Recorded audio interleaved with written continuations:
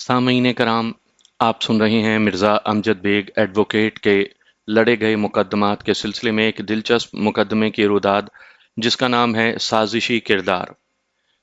मुझे उम्मीद है आपको मेरी ये काविश पसंद आएगी। आपने अगर अभी तक मेरा चैनल माय वॉइस सब्सक्राइब नहीं किया तो अभी मेरे चैनल को सब्सक्राइब करके बेल नोटिफिकेशन ऑन कर लीजिए ताकि आने वाली हर नई कहानी की इत्तला बर वक्त आप तक पहुंच सके। मंगल के रोज जो शख्स सबसे पहले मेरे चैम्बर में दाखिल हुआ उसने नहायत ही सादा मगर साफ सुथरा लिबास ज़ेब तन कर रखा था जो उसकी नफासत को जाहिर करता था। लिबास सस्ता हो या बेशकीमत, इससे कोई फर्क नहीं पड़ता। उसकी तराश खराश पाकीज़गी और पहनने का सलीका सबसे ज्यादा अहमियत रखता है और ये तमाम खसूसियात आने वाले की शख्सियत में नजर आ रही थीं। मैंने पेशा वाराना मुस्कुराहट के साथ उसका इस्तकबाल किया और बैठने के लिए कहा। वो एक कुर्सी खींचकर मेरी टेबल की दूसरी जानिब बैठ गया। रस्मी अलैक सलैक के बाद मैंने असल मौजू की तरफ आते हुए पूछा, जी फरमाएं, मैं आपकी क्या खिदमत कर सकता हूँ। मेरा नाम इरशाद हुसैन है, उसने गहरी संजीदगी से कहा, और मैं अपने बेटे के लिए सख्त परेशान हूँ, इसी सिलसिले में हाजिर हुआ था। इरशाद हुसैन जितना नफीस तबा दिखाई देता था उतना ही खुश कलाम और शाइस्ता गुफ्तगू भी था। मैंने रफ पैड और कलम संभाल लिया, फिर उसकी आंखों में देखते हुए पूछा, आपके बेटे को हुआ क्या है। मेरे बेटे को पुलिस ने गिरफ्तार कर लिया है, वो भराई हुई आवाज में बोला। किस जुर्म में। मेरे बेटे ने कोई जुर्म नहीं किया वकील साहब। मेरे पूछने का मकसद ये था कि आपके बेटे को पुलिस ने किस जुर्म में पकड़ा है। मैंने वजाहत करते हुए कहा। पुलिस ने हनीफ पर कत्ल का इल्जाम आयद किया है, उसने बताया। जाहिर है हनीफ उसके उसी बेटे का नाम था जिसे पुलिस पकड़ कर ले गई थी। मैंने पैड पर कलम घिसते हुए इस्तफसार किया, हनीफ पर किसको कत्ल करने का इल्जाम आयद किया गया है। उस शख्स का नाम डॉक्टर सलीम है, इरशाद हुसैन ने जवाब दिया। मकतूल किस चीज़ का डॉक्टर था, मैंने सवाल किया। मेरा मतलब है वो किसी शोबे का स्पेशलिस्ट था या जनरल फिजिशियन। जनाब, वो ना तो जनरल फिजिशियन था और ना ही उसने किसी शोबे में स्पेशलाइजेशन कर रखा था, उसने बुरा सा मुंह बनाते हुए कहा। फिर वो किस किस्म का डॉक्टर था इरशाद साहब, मैंने हैरत भरे अंदाज में पूछा। वो बदस्तूर बेजारी से बोला, वकील साहब, मेरे ख्याल में तो सलीम सिरे से डॉक्टर था ही नहीं। आप भी कमाल करते हैं जनाब। मेरी हैरत में खफीफ सा तंज भी शामिल हो गया। जब आप उसे डॉक्टर समझते ही नहीं तो फिर डॉक्टर कहते क्यों हैं। और सबसे बढ़कर ये कि उसने अपने नाम के साथ डॉक्टर का लफ्ज लगा ही क्यों रखा था। ये तो सरासर जुर्म है। बेशक ये जुर्म है, बल्कि डॉक्टर सलीम के केस में तो ये जुर्म था क्योंकि वो अब बाकी नहीं रहा। इरशाद हुसैन मेरे सवाल के जवाब में वजाहत करते हुए बोला, लेकिन जनाब यहाँ पूछता कौन है। उसने बड़े मायनी खेज अंदाज में जुमला नामुकम्मल छोड़ा तो मैंने कहा, आपके इस कौन पूछता है से मैं क्या मतलब अखज करूं। मेरा कोई खास मतलब नहीं था वकील साहब, वो बड़ी बददिली से बोला।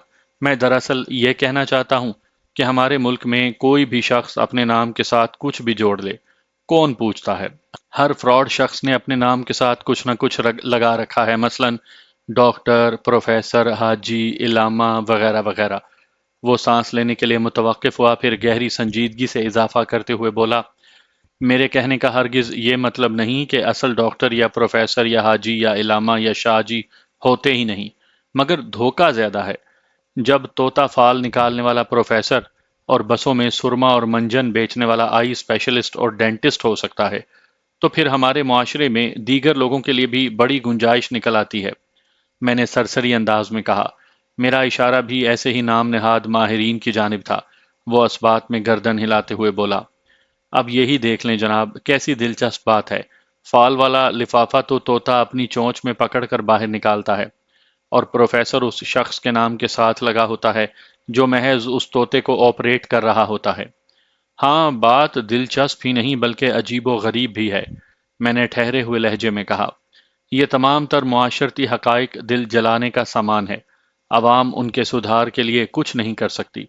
आप मुझे डॉक्टर सलीम के बारे में बता रहे थे, जो अब मरहूम बल्कि मकतूल के दर्जे पर फायज हो चुका है। जी हाँ, वो एक ऐसा ही फ्रॉड था।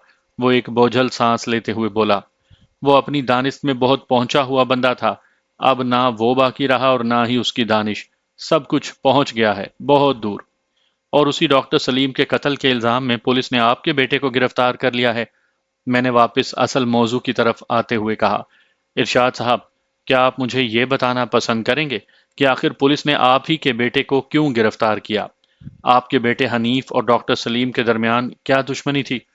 کوئی دشمنی نہیں تھی جناب۔ دشمنی نہیں تھی تو پھر دوستی رہی ہوگی۔ ایسی بھی کوئی بات نہیں وکیل صاحب۔ اس نے نفی میں گردن ہلا دی۔ نہ دوستی تھی اور نہ ہی دشمنی، میں نے قدرے الجھن زدہ انداز میں کہا۔ پھر کس تعلق اور کن وجوہات کی بنا پر پولیس نے حنیف پر ہاتھ ڈالا ہے؟ آخر ملزم اور مقتول میں کوئی تو رابطہ یا واسطہ رہا ہوگا۔ آپ کا اندازہ بالکل درست ہے وکیل صاحب، وہ اس بات میں سر ہلاتے ہوئے بولا۔ حنیف اور ڈاکٹر سلیم میں استاد اور شاگرد کا تعلق تھا۔ ان میں سے استاد کون تھا اور کون شاگرد، میں پوچھے بغیر نہ رہ سکا۔ ڈاکٹر سلیم کو حنیف نے اپنا استاد چن لیا تھا، ارشاد حسین نے بتایا۔ کمال کرتے ہیں آپ بھی۔ میں نے خفگی آمیز نظر سے ارشاد حسین کی طرف دیکھا۔ جب آپ مقتول ڈاکٹر سلیم کو ایک فراڈ شخص تسلیم کرتے ہیں تو پھر آپ نے اپنے بیٹے کو اس کی شاگردی میں جانے کیسے دیا؟ حنیف مجھ سے پوچھ کر اس کے چکر میں تھوڑا ہی پھنسا تھا۔ اس نے بڑی سادگی سے جواب دیا، مجھے تو جب خبر ہوئی جب پانی سر سے اوپر جا چکا تھا۔ بہرحال میں نے حنیف کو سمجھانے کی بہت کوشش کی، لیکن میں اسے جتنا سمجھاتا وہ اتنا ہی مجھ سے باغی ہوتا چلا گیا، اور پھر یہ دن دیکھنا پڑا۔ آپ تو جانتے ہی ہیں کہ آج کل کی اولاد کو کوئی بات سمجھانا کتنا مشکل ہے۔ جی ہاں، بہت مشکل، میں نے اس کا دل رکھنے کی غرض سے کہہ دیا۔ یہ لوگ کوئی جملہ سننے کو تیار نہیں ہوتے، سمجھانا تو دور کی بات۔ یہ مسئلہ صرف آج کل کی اولاد کے ساتھ نہیں ہے۔ جب سے میں نے ہوش سنبھالا ہے نا، یہی سنتا آیا ہوں بڑے بزرگوں کی زبان سے کہ آج کل کی اولاد کچھ سنتی ہی نہیں، اور اس نوعیت کا شکوہ کرتے وقت وہ اس حقیقت کو فراموش کر دیتے ہیں کہ کچھ عرصہ پہلے وہ بھی کسی کی اولاد تھے، اور ان کے بزرگوں کو بھی ان سے یہی شکایت تھی کہ ان کی کوئی بات سمجھ کر نہیں دیتے۔ اور اس کے ساتھ ہی یہ نقطہ بھی ذہن میں رکھنا چاہیے کہ آج جو اولاد اپنے والدین کی بات پر کان نہیں دھرتی، کل ان کی اولاد بھی یہی سلوک کرے گی۔ میری تائیدی رائے نے ارشاد حسین کو قدرے مطمئن کر دیا تو میں نے معلومات اخذ کرنے کے سلسلے کو آگے بڑھاتے ہوئے پوچھا، حنیف نے مقتول کو کس شے کا استاد بنا لیا تھا؟ وہ ڈاکٹر سلیم سے ٹیلی پیتھی سیکھ رہا تھا۔ ارشاد حسین کے جواب نے مجھے چونکا دیا، اور میں نے حیرت بھرے لہجے میں دریافت کیا، کیا واقعی ڈاکٹر سلیم آپ کے بیٹے کو ٹیلی پیتھی سکھا رہا تھا؟ حنیف تو یہی سمجھ رہا تھا جناب۔ کیا آپ نے اپنے بیٹے کے اندر اس علم کے کوئی آثار وغیرہ دیکھے تھے؟ میں نے دلچسپی لیتے ہوئے استفسار کیا۔ کوئی نہیں جناب۔ اس نے مایوسی سے گردن کو نفی میں جنبش دی اور برا سا منہ بناتے ہوئے بولا، میں تو اس قسم کی چیزوں کو خرافات سے تعبیر کرتا ہوں۔ پتہ نہیں حنیف ان الٹے سیدھے چکروں میں کیوں پڑ گیا تھا۔ نہیں صاحب، ٹیلی پیتھی کا علم تو ایک سائنس اور ٹھوس حقیقت ہے، میں نے پروسوک انداز میں کہا۔ آپ اسے خرافات میں شامل نہیں کر سکتے وکیل صاحب۔ میں نے ساری زندگی حساب کتاب اور اعداد و شمار میں گزاری ہے، ارشاد حسین نے کہا۔ میں 2 اور 2 4 کی فلسفی پر یقین رکھتا ہوں۔ میرا یہ عقیدہ ہے کہ آپ جس بھی شخص سے جو بھی سیکھنا چاہیں، پہلے یہ چیک کر لیں کہ وہ کام اس شخص کو خود بھی آتا ہے یا نہیں۔ یہ تو بالکل اصولی بات ہے ارشاد صاحب، میں نے تائیدی لہجے میں کہا۔ اگر میں نے قانون نہیں پڑھ رکھا اور وکالت کے پیشے میں میرا تجربہ نہیں ہے تو پھر آپ مجھے وکیل کر کے اپنا ہی نقصان کریں گے۔ میں بھی یہی کہنا چاہتا ہوں وکیل صاحب، وہ ٹھہرے ہوئے لہجے میں بولا۔ ڈاکٹر سلیم کو کچھ بھی نہیں آتا تھا اور وہ ماہر بنا بیٹھا تھا، ٹیلی پیتھی، ہپناٹزم، مسمریزم اور نہ جانے کون کون سے علوم کا۔ اس نے 2 سیکنڈ کا توقف کر کے ایک گہری سانس لی، پھر نفرت آمیز لہجے میں بولا، میری نگاہ میں تو ڈاکٹر سلیم ایک نمبر کا فراڈ اور دھوکے باز شخص تھا۔ پتہ نہیں کس دکھے ہوئے دل کی آہ اسے کھا گئی۔ چلیں جناب، اچھے یا برے وہ اپنے انجام کو تو پہنچ گیا۔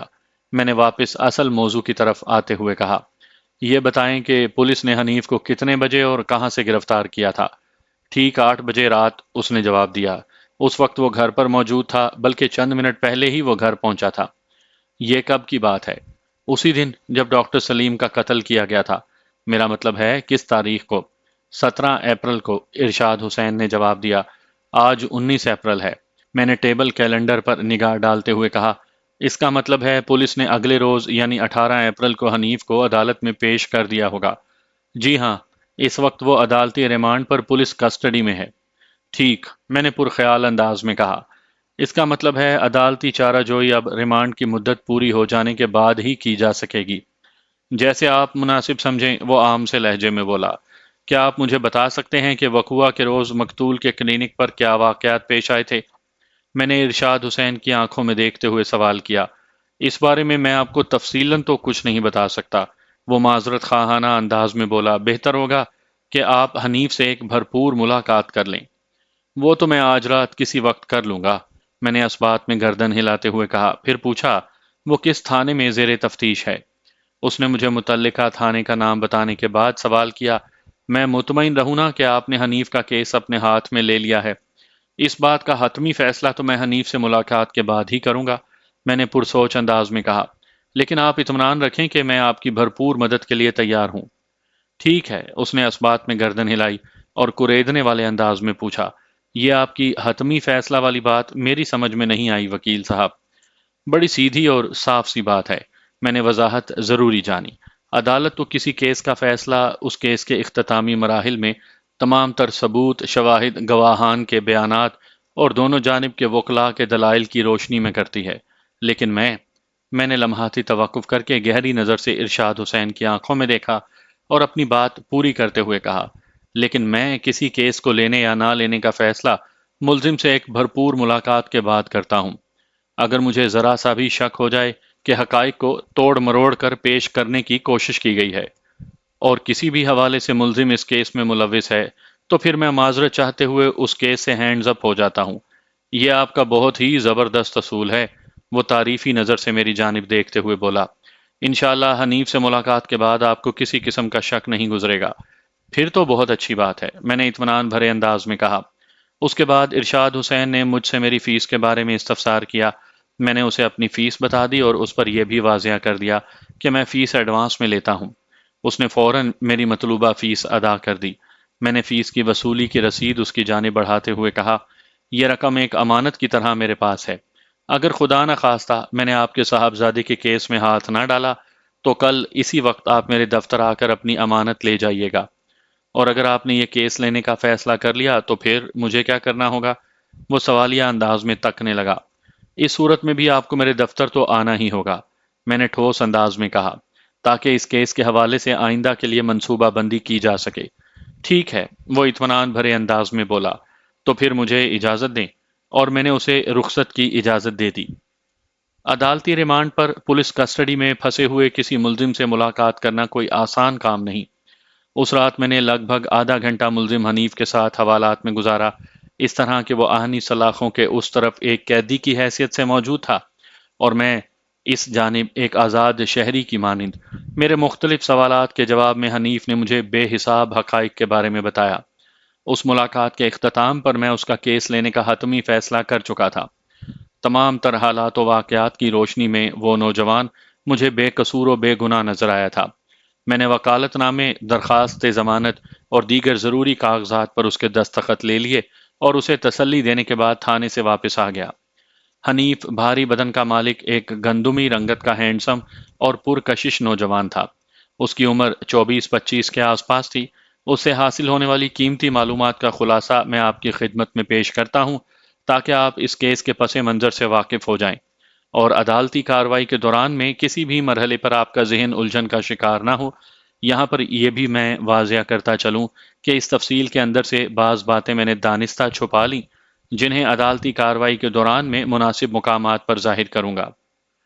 ارشاد حسین اپنی مختصر سی فیملی کے ساتھ گلشن اقبال کے علاقے میں رہتا تھا۔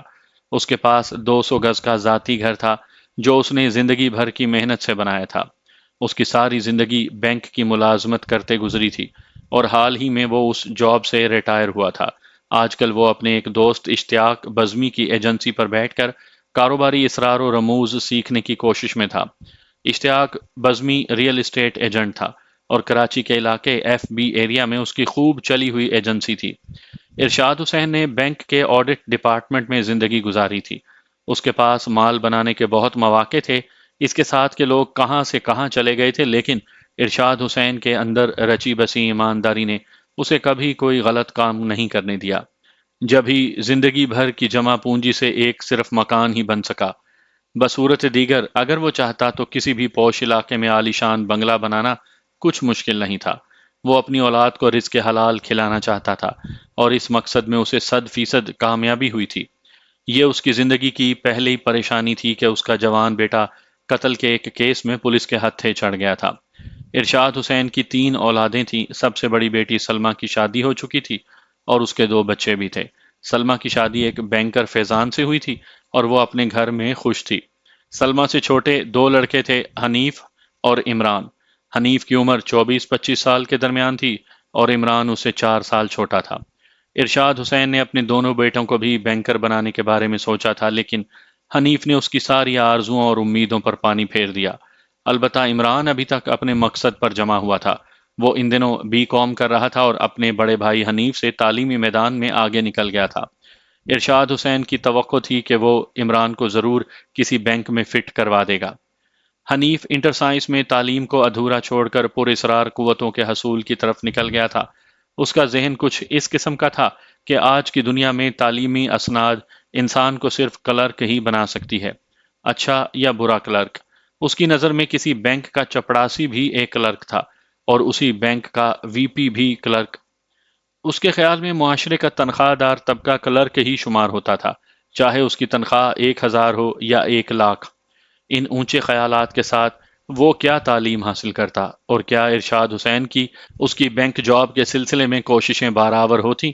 وہ تو بس دن رات ماورائی علوم کے بارے میں زیادہ سے زیادہ معلومات اکٹھا کرنے میں سرگرداں رہتا۔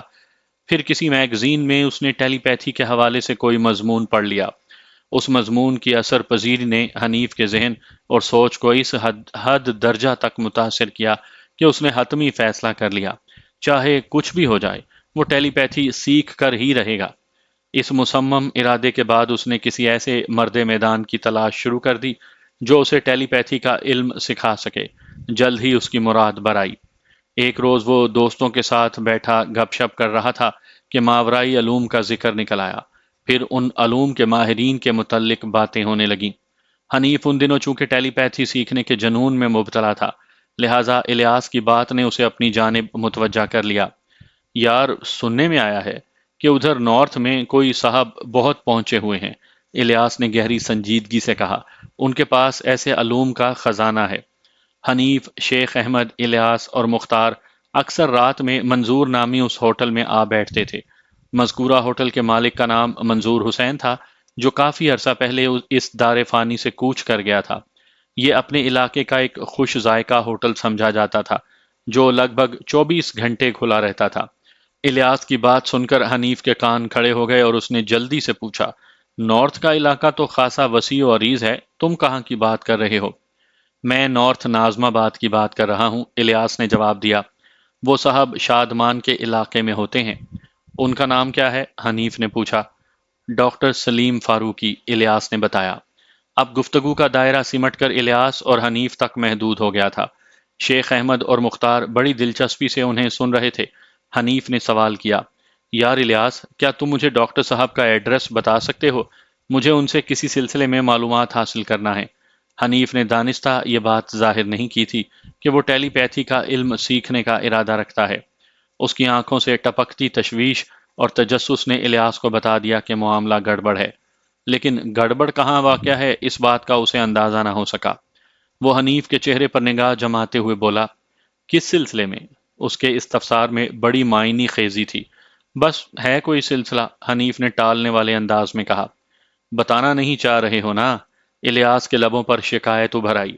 دوستوں سے چھپاؤ گے یار؟ کسی لڑکی وڑکی کا چکر ہے تو بتا دو، ڈاکٹر صاحب بڑا مجرب تعویذ بھی دیتے ہیں ایسے معاملات کے لیے۔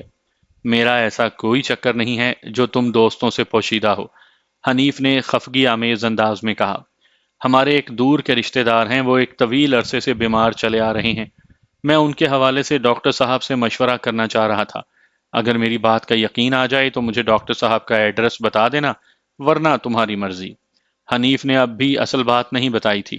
شیخ احمد نے کہا، یار حنیف، ہم تو پراسرار اور ماورائی علوم کے حوالے سے بات کر رہے تھے، اور الیاس نے ڈاکٹر سلیم فاروقی کا ذکر کر دیا۔ بیچ میں تمہارے کسی عزیز کی بیماری کہاں سے آ گئی؟ بتائے گا، یہ ضرور بتائے گا، مختار نے بڑے وثوق سے کہا۔ ہم کیا اس کی عادت سے واقف نہیں ہیں؟ اسے مشرق کی طرف جانا ہو تو یہ شمال کی جانب سے سفر کا آغاز کرتا ہے اور جنوب کے قریب سے گزر کر بالآخر اپنی منزل مطلوب تک پہنچ ہی جاتا ہے۔ جانتے نہیں ہو شیرازی صاحب نے اس کے لیے کون سا ٹائٹل منتخب کر رکھا ہے؟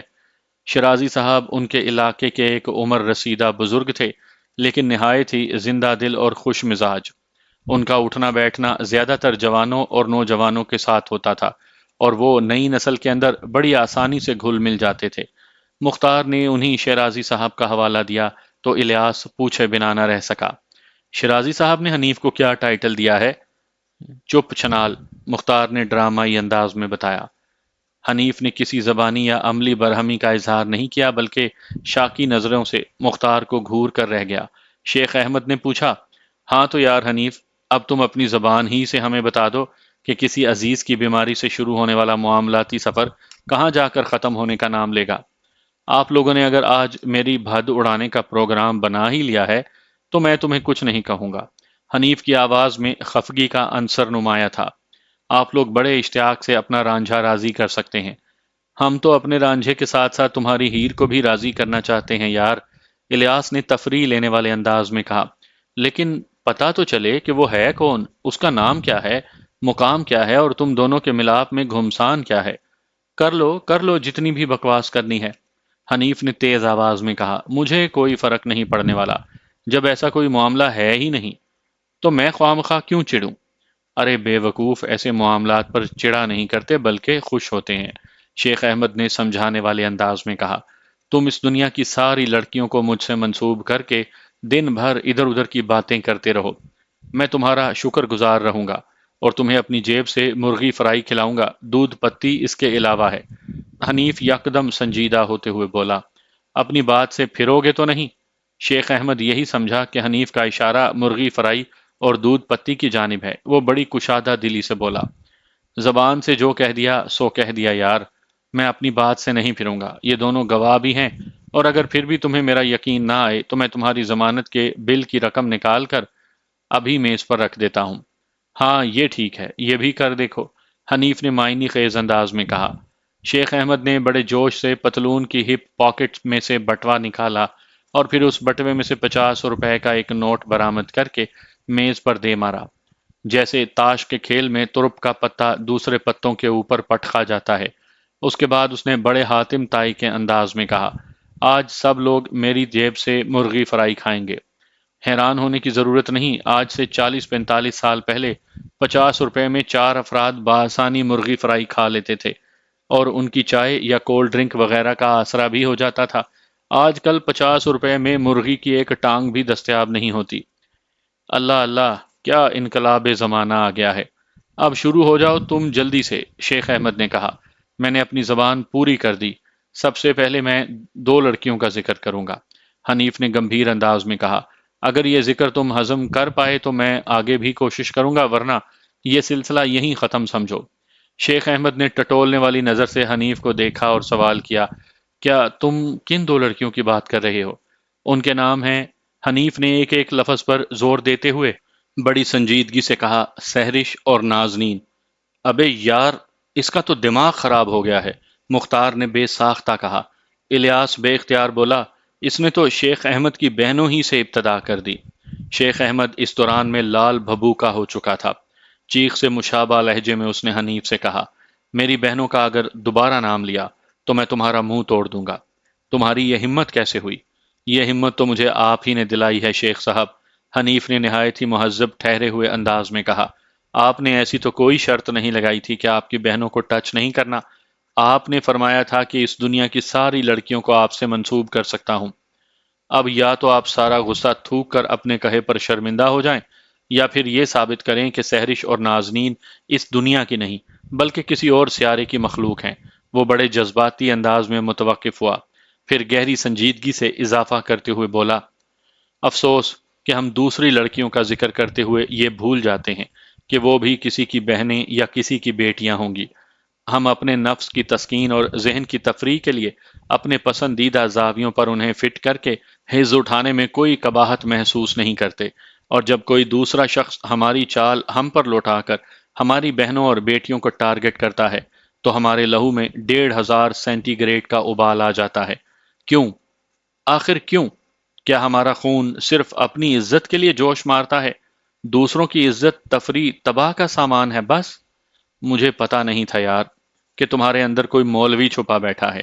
شیخ احمد نے اٹھ کر بازو آگے کر دیے۔ مجھے معاف کر دو حنیف، تم نے تو میری آنکھیں کھول دی۔ I am really very sorry. اگلے ہی لمحے وہ دونوں بغل گیر ہو چکے تھے۔ آئندہ 10 منٹ میں سب کچھ نارمل ہو گیا۔ دوستوں میں روٹھنا اور مان جانا تو لگا ہی رہتا ہے۔ ویسے حنیف نے جتنی بڑی حقیقت کو شیخ احمد کے سامنے اجاگر کیا تھا، ان میں سے کسی کو بھی اس سے اختلاف نہیں تھا۔ مختار نے شیخ احمد کی جانب دیکھتے ہوئے پوچھا، تو پھر ان 50 روپے کی مرغی فرائی منگوا لی جائے؟ میری طرف سے پوری اجازت ہے، وہ خجل سا ہو کر بولا۔ میرا خیال ہے کہ اس سلسلے میں ہمیں حنیف کا مشورہ ماننا چاہیے، الیاس نے تجویز دینے والے انداز میں کہا، کیونکہ ان 50 روپے کا فاتح تو یہی ہے نا؟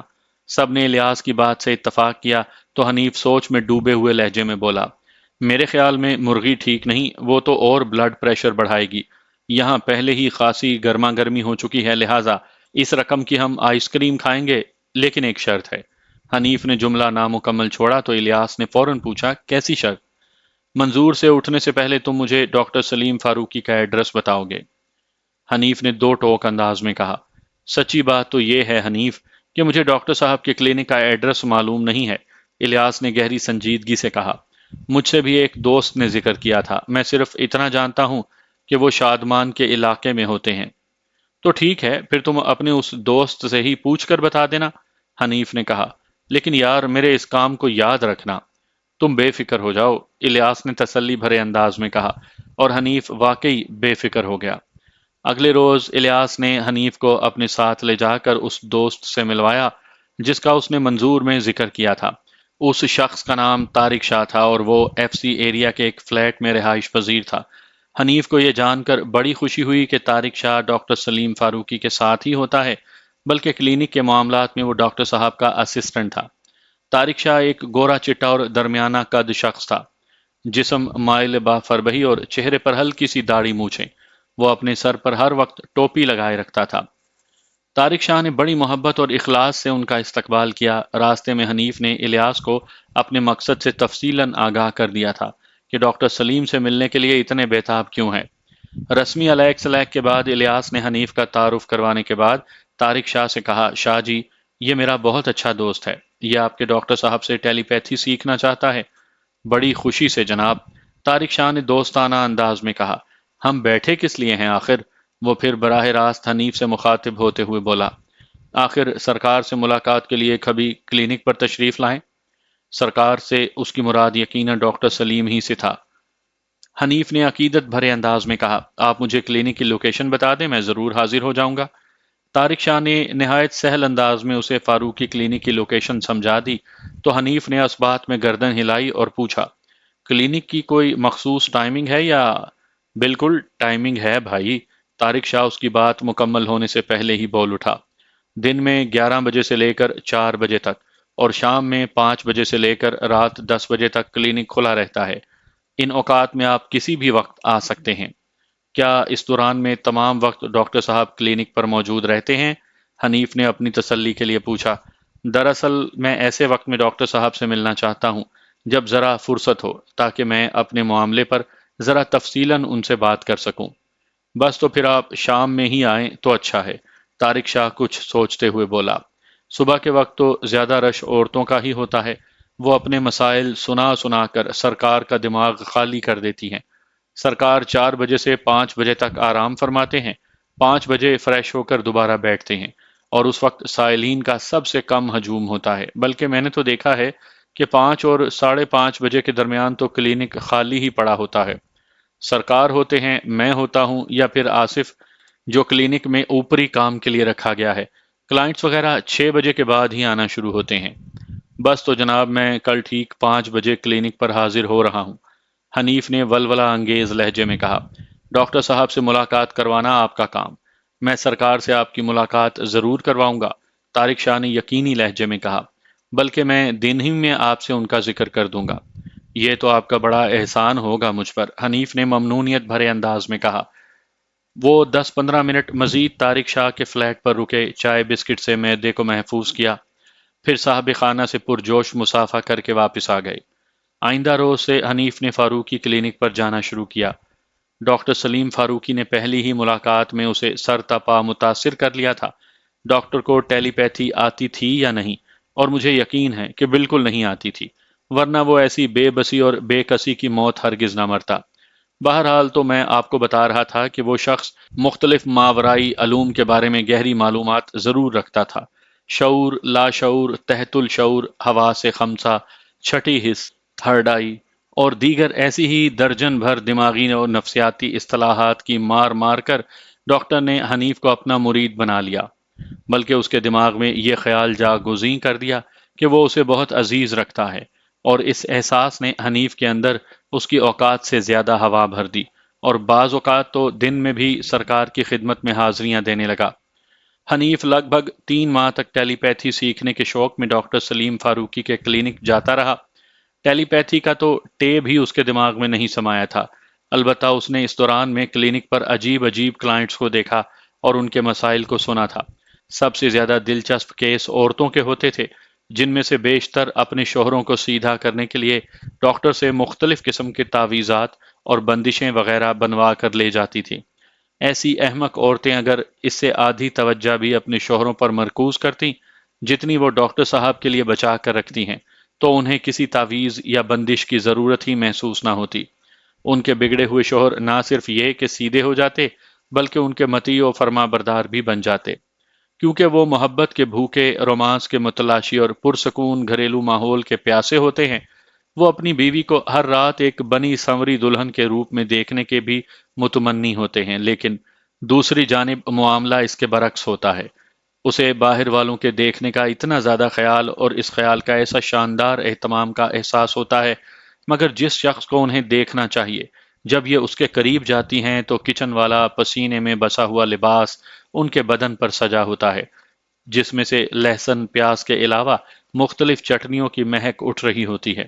ان کے اس حسن سلوک کی تاب نہ لاتے ہوئے اگر کوئی شوہر گھر سے باہر سکھ چین کے لیے نگاہ دوڑانے کی کوشش کرے یا ایسی کوشش کے دوران پکڑا جائے، تو سب سے پہلے تو گھر کے اندر ایک فساد عظیم برپا کیا جاتا ہے۔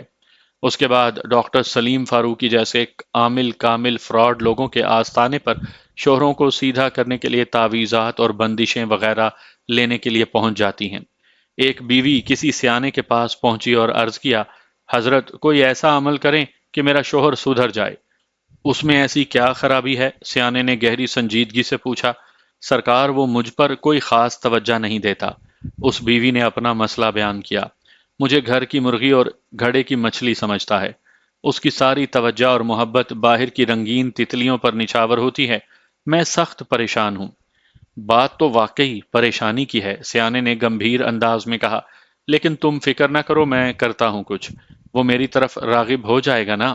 بیوی نے اضطراری لہجے میں پوچھا۔ بالکل ہو جائے گا، سیانہ تیقن سے بولا۔ میرا عمل خطا نہیں جاتا، لیکن کیا بابا جی؟ سیانے کے ادھورے جملے پر اس بیوی نے تڑپ کر پوچھا۔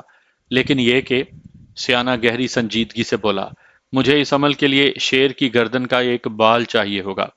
میں چاہوں تو وہ بال کسی سے بھی منگوا لوں، لیکن اس عمل کا تقاضا یہ ہے کہ جس کا کام ہو بال بھی اسی کو لانا ہوگا۔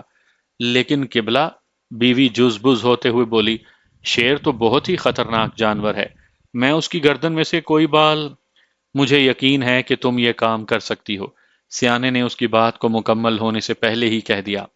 مجھے تمہارے اندر چھپی ہوئی وہ صلاحیت صاف نظر آ رہی ہے جس کو بروئے کار لا کر تم ناممکن کو ممکن بنا سکتی ہو۔ جاؤ، شیر کی گردن کا صرف ایک بال لے آؤ، میری دعائیں تمہارے ساتھ ہیں۔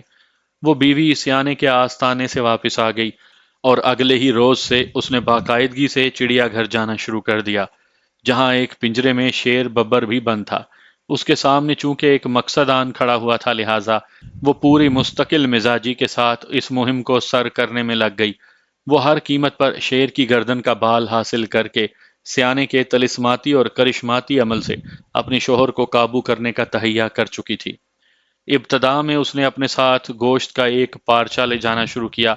وہ شیر کے پنجرے کی سلاخوں کے ساتھ لگ کر کھڑی ہو جاتی اور گوشت کے ٹکڑے کو پنجرے کے اندر پھینک کر شیر کو اس کی جانب متوجہ کرنے کے لیے اشاروں اور سیٹیوں کی ترکیب آزمانے لگی۔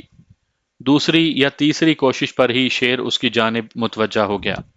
پھر یہ سلسلہ چل نکلا۔ وہ شیر ببر کو گوشت کی جھلک دکھا کر آنکھوں سے مخصوص اشارہ کرتی تو وہ اس کی دعوت پر فوراً گوشت سے فیض یاب ہونے کے لیے لپک پڑتا۔ دیکھتے ہی دیکھتے وہ شیر اس بیوی سے اس قدر مانوس ہو گیا کہ گوشت سے لذت آشنا ہونے کے بعد وہ اس کے قریب بیٹھ جاتا اور وہ بیوی اس کی گردن کے بالوں پر ہاتھ پھیر کر اسے مزے دلاتی رہتی۔ پھر ایک روز اس نے موقع دیکھ کر شیر کی گردن سے ایک بال نوچ ہی لیا۔ اپنی اس کامیابی پر بے حد شاداں و فرحاں وہ بھاگتی ہوئی اس سیانے کے پاس پہنچی اور مذکورہ بال اس کے حوالے کرتے ہوئے کہا، حضرت یہ لیں بال، میں نے تو اپنا کام کر دیا، اب آپ بھی اپنا عمل شروع کریں۔ سیانے نے حیرت بھری نظر سے اس بیوی کو دیکھا، پھر پوچھا کہ اس نے یہ بال حاصل کرنے کے لیے کیا ترکیب آزمائی۔ بیوی نے اپنی کوشش کی پوری تفصیل سے بیان کر دی۔ سیانے کی حیرت دو چند ہو گئی۔ وہ پرمعنی انداز میں گردن ہلاتے ہوئے بولا، اللہ کی بندی، سمجھ لو کہ تمہارا کام ہو گیا۔ اس مقصد کو حاصل کرنے کے لیے اب میرے کسی عمل کی کوئی ضرورت باقی نہیں رہی۔ آپ عمل نہیں کریں گے تو میرا کام کیسے ہوگا؟ وہ تعجب خیز لہجے میں بولی۔ میں نے کہا نا تمہارا کام ہو گیا، سیانے نے اصراری لہجے میں کہا۔ بس اب تمہیں میری ایک بات دھیان سے سننا ہوگی۔